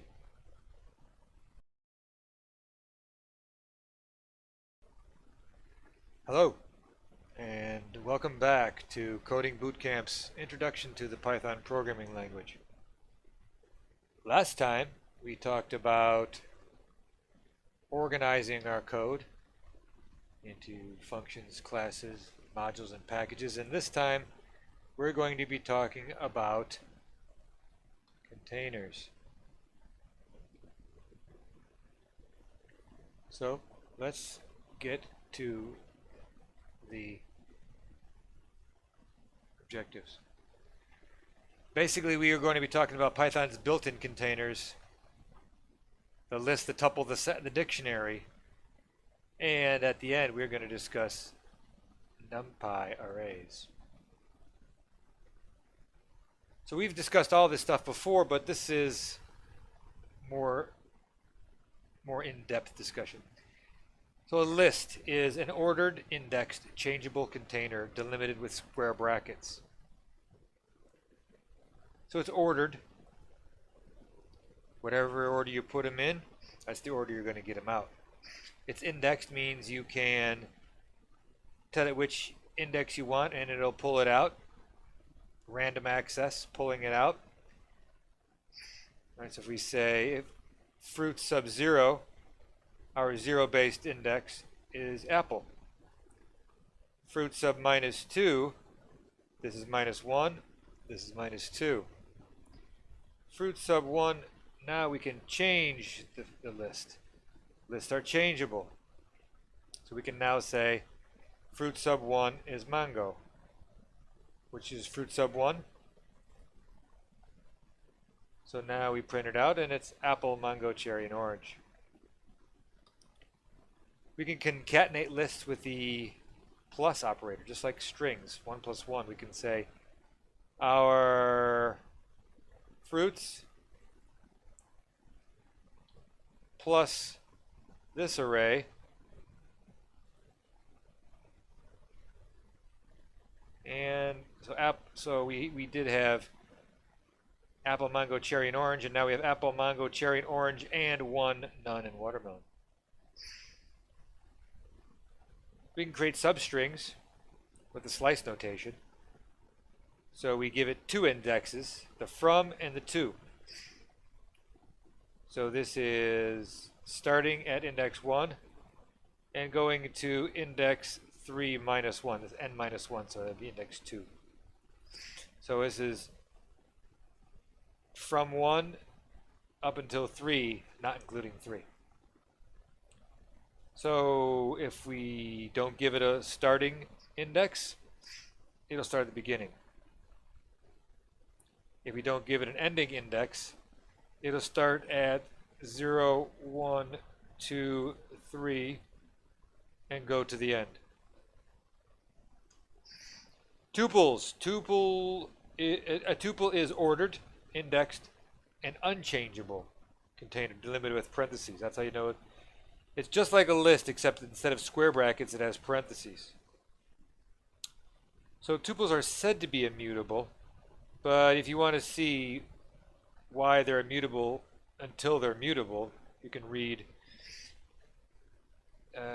this inventwithpython.com blog post from 2018. We already went through this in a previous discussion, and that was under, I think, chapter 2, using Python.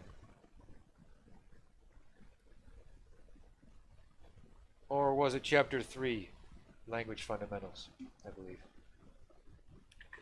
So same thing, you can index tuples, index 4, 0, 1, 2, 3, 4.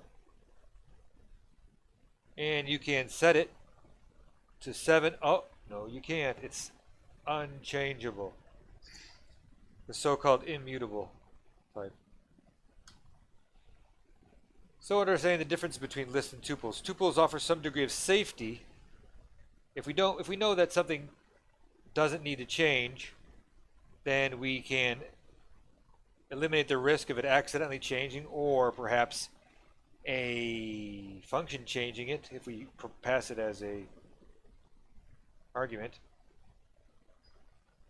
And if tuples contain only literals are used, they're much faster to create than lists with the same arguments. So if you run this from the command prompt, load the module, time it, and you give it this string to set it up. You say x is 1, y is 2, z is 3, and you do this 100,000 times, or 10 million. If you run this 10 million times, it will take an average of 0.03 microseconds. And if you do it with tuples, then it's 0.02 microseconds, a little bit faster. A set is unordered, unindexed, but it is changeable. So it's like a list, but you cannot have repeating elements. And we use curly braces just like dicts, but without the keys, just the values. So we can say, well, we can create a set with the built-in set function, and we give it an iterable object, and the string is an iterable object, so we pass it this, and the string is set to A, P, I, so it's not ordered. It doesn't stay in the same order we gave it into it, and notice we don't have 2 O's, we just have the 1 O. And if we pass it another iterable, a list, we'll get those 3 elements in our list, in our set. And if we try to duplicate elements, see, another way you can declare a set is with curly braces. So this is a set. It won't duplicate any items. Now we can run the union. So sets are just like they are in Python, just like they are in mathematics. So these 3 sets, if we take the union of those 3 sets, we'll get all of these elements.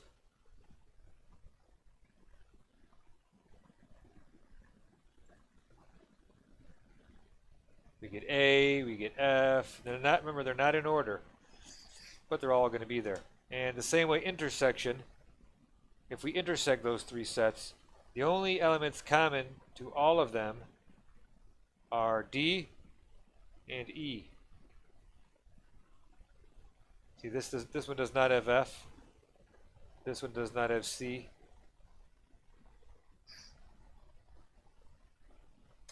And also the difference, we can say the difference is from set X.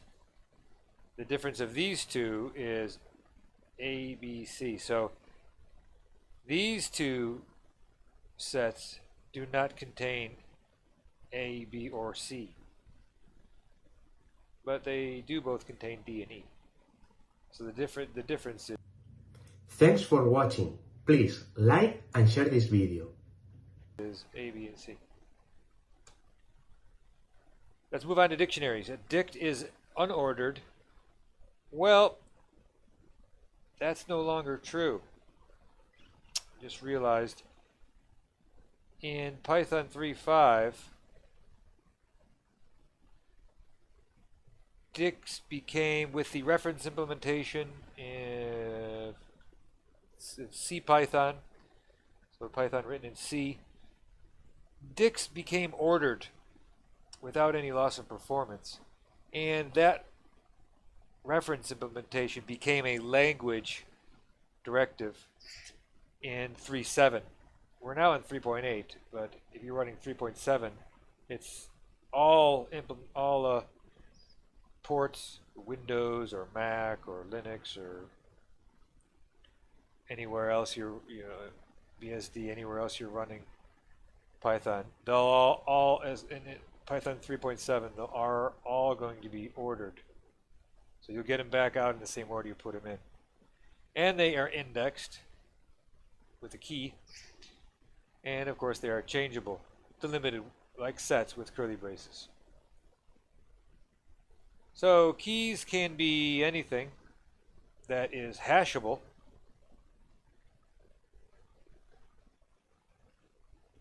Like a string or integer or tuple, but not a list. A key cannot be a list because a list is not hashable.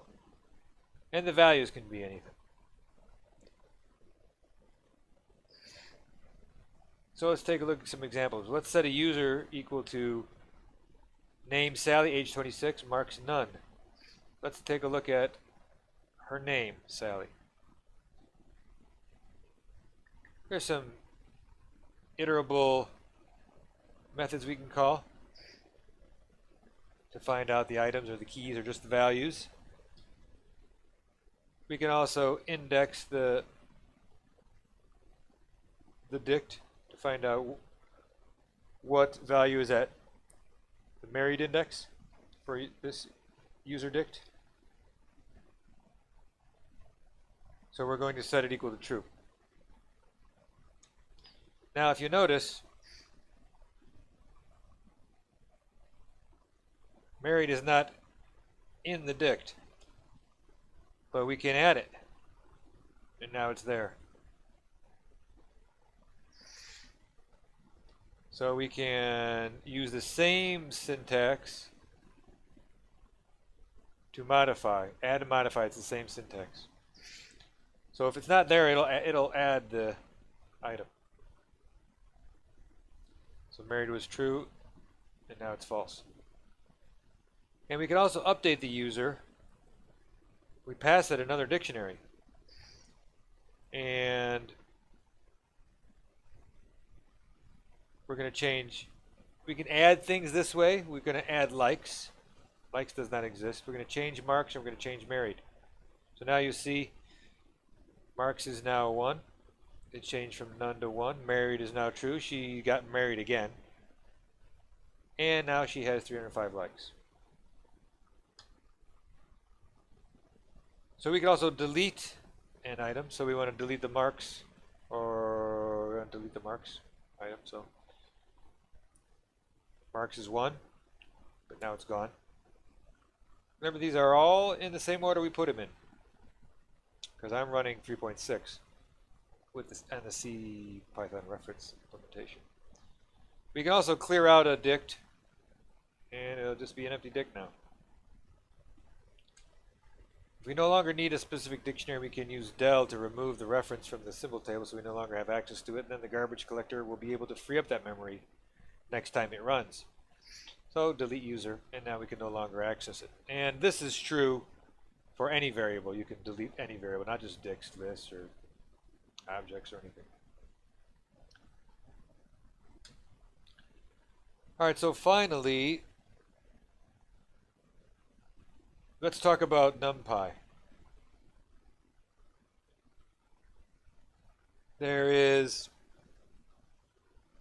So lists are very useful. but they're very slow. And NumPy is orders of magnitude faster. 50 times faster than list or something. Quite fast. It's a well-known package. It's the fundamental package for scientific computing in Python. It's a fast and versatile n-dimensional vectorized and indexed de facto standard for array computing today. Basically, it's Python list on steroids. NumPy has array functions used to store lists of numerical data. The elements of NumPy are usually numbers, but can also be Boolean strings or objects. Other objects, when the elements are numbers, they must all be the same type. They must all be integers or floats. So there's a number of functions for creating arrays. And the first one is to use the array function. You pass it an iterable, so it'll convert this list to an array. This will convert a Python list to a NumPy array. And that looks like this. And they're all 64-bit integers. And if we pass it all floats, then it will also see there's 64-bit floats.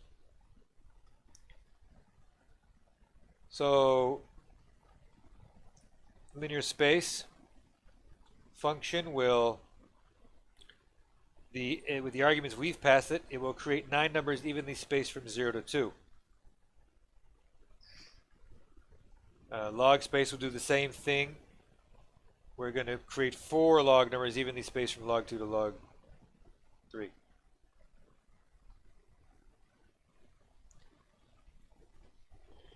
And we can run arrange to arrange the first 15 numbers. And then on that, we can also run reshape to make it pretty like this 3 rows.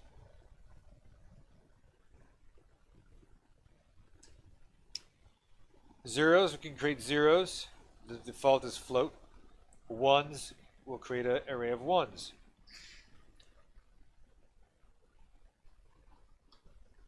And last, collections. Python's collections module implements some nice data structures which will help solve various real-life problems. So if we import collections, now NumPy needs to be installed with pip, or however you want to install packages. But collections is part of the standard library, so you just go ahead and import it without installing anything. But you do have to import it because it's not a built-in. So we import the collections, and then we can run collections on a counter of this string, and it'll count how many times each one appeared. So we have 3 A's, 2 B's, and a C.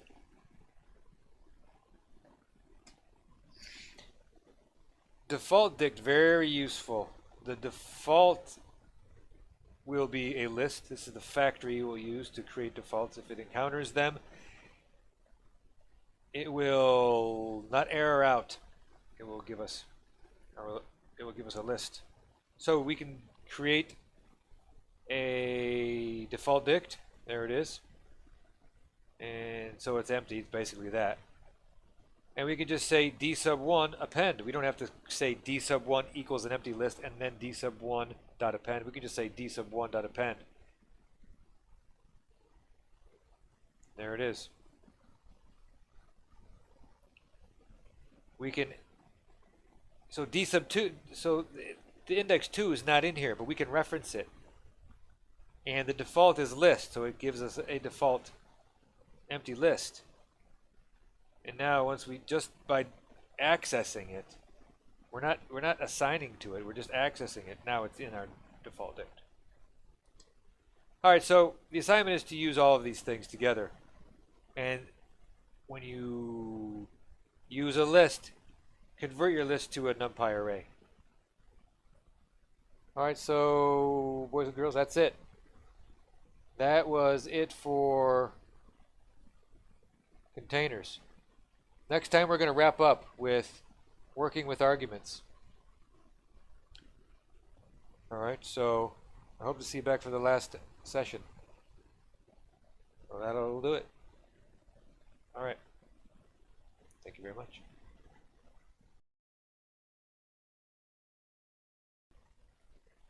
Hello, and welcome back to Coding Bootcamp's Introduction to the Python Programming Language. Last time we talked about containers, and now this is the final session.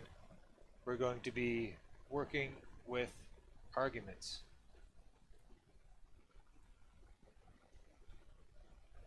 That is, function arguments. So let's get to the objectives. We're going to be talking about passing arguments to functions by reference and by value, and variable length argument signatures for functions. So let's get into it. Passing arguments to functions. How are arguments passed to functions in Python? If you pass immutable arguments like integers or strings or tuples, the call by value will be used, and if you pass something mutable, then the reference evaluation will be used. So the most common strategy for passing arguments is call by value, and when the expression is evaluated, the value is bound to the corresponding parameter in the function. So if the expression is a variable, a local copy of the value will be used in the function. In other words, the variable in the caller scope will be unchanged, cannot be changed by the function. But if you pass something that's mutable, Python will assign values to the parameters in the function with the call by reference evaluation, which is the reference to the object you're passing is passed to the argument. So as a consequence, the function can modify the argument, can modify the value. In other words, the value of the variable in the caller scope can be changed. So by using call by reference, we save both computation and memory space because arguments do not need to be copied. But on the other hand, this harbors the disadvantage that variables can be accidentally changed in a function call. So special care has to be taken to protect the values that we don't want changed.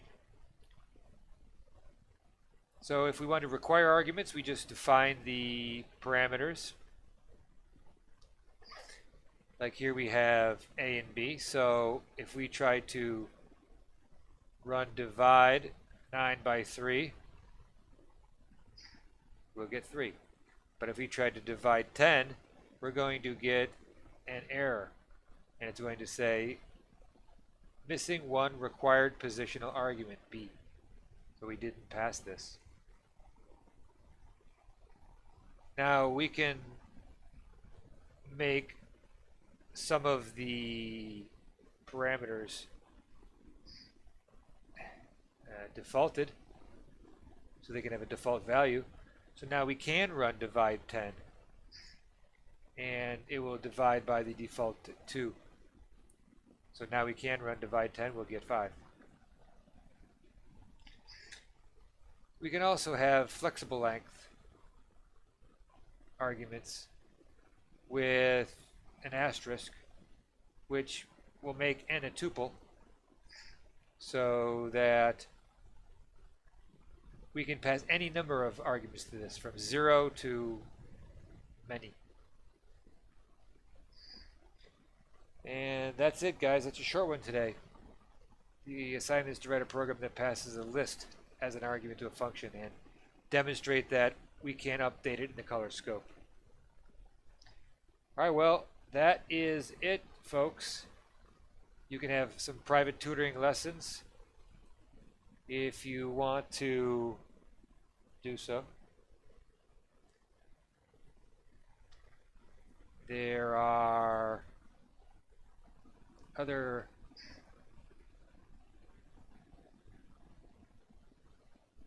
by going into codingbootcamps.com. There are other classes, follow-up classes for this one. Learning Python by object-oriented programming examples.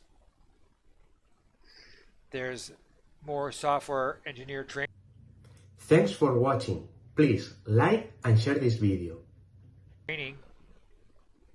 At codingbootcamps.com for Java, C, C++, Go, Kotlin, and other languages.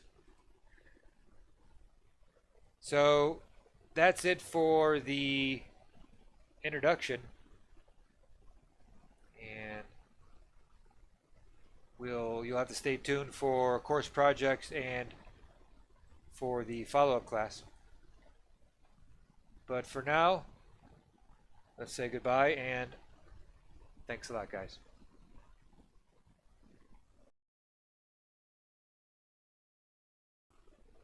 Hello, and we're glad you're here at Coding Bootcamps. Introduction to the Python programming language. Here's what you just learned about Python 3. Using Python from the command line and a little bit about GUI constructs. We talked about language fundamentals and data and execution models and flow control constructs. We talked about conditionals, list expressions, and a bunch of expressions. We talked about exception handling and using the string object. Also talked about organizing code into functions and into classes for object-oriented. We talked about Python's list, which are called arrays in other languages. We talked about collections and dictionaries. And we worked with functional arguments. At the end, we did 4 projects. Talked about the Python line by line, went through, looked and see what the output looked like. So congratulations. You have successfully finished this class. And probably what you should do next is learn object-oriented Python. And Coding Bootcamps has a class called Learn Python by Examples. So be sure to check that out. Sign up for that at codingbootcamps.com.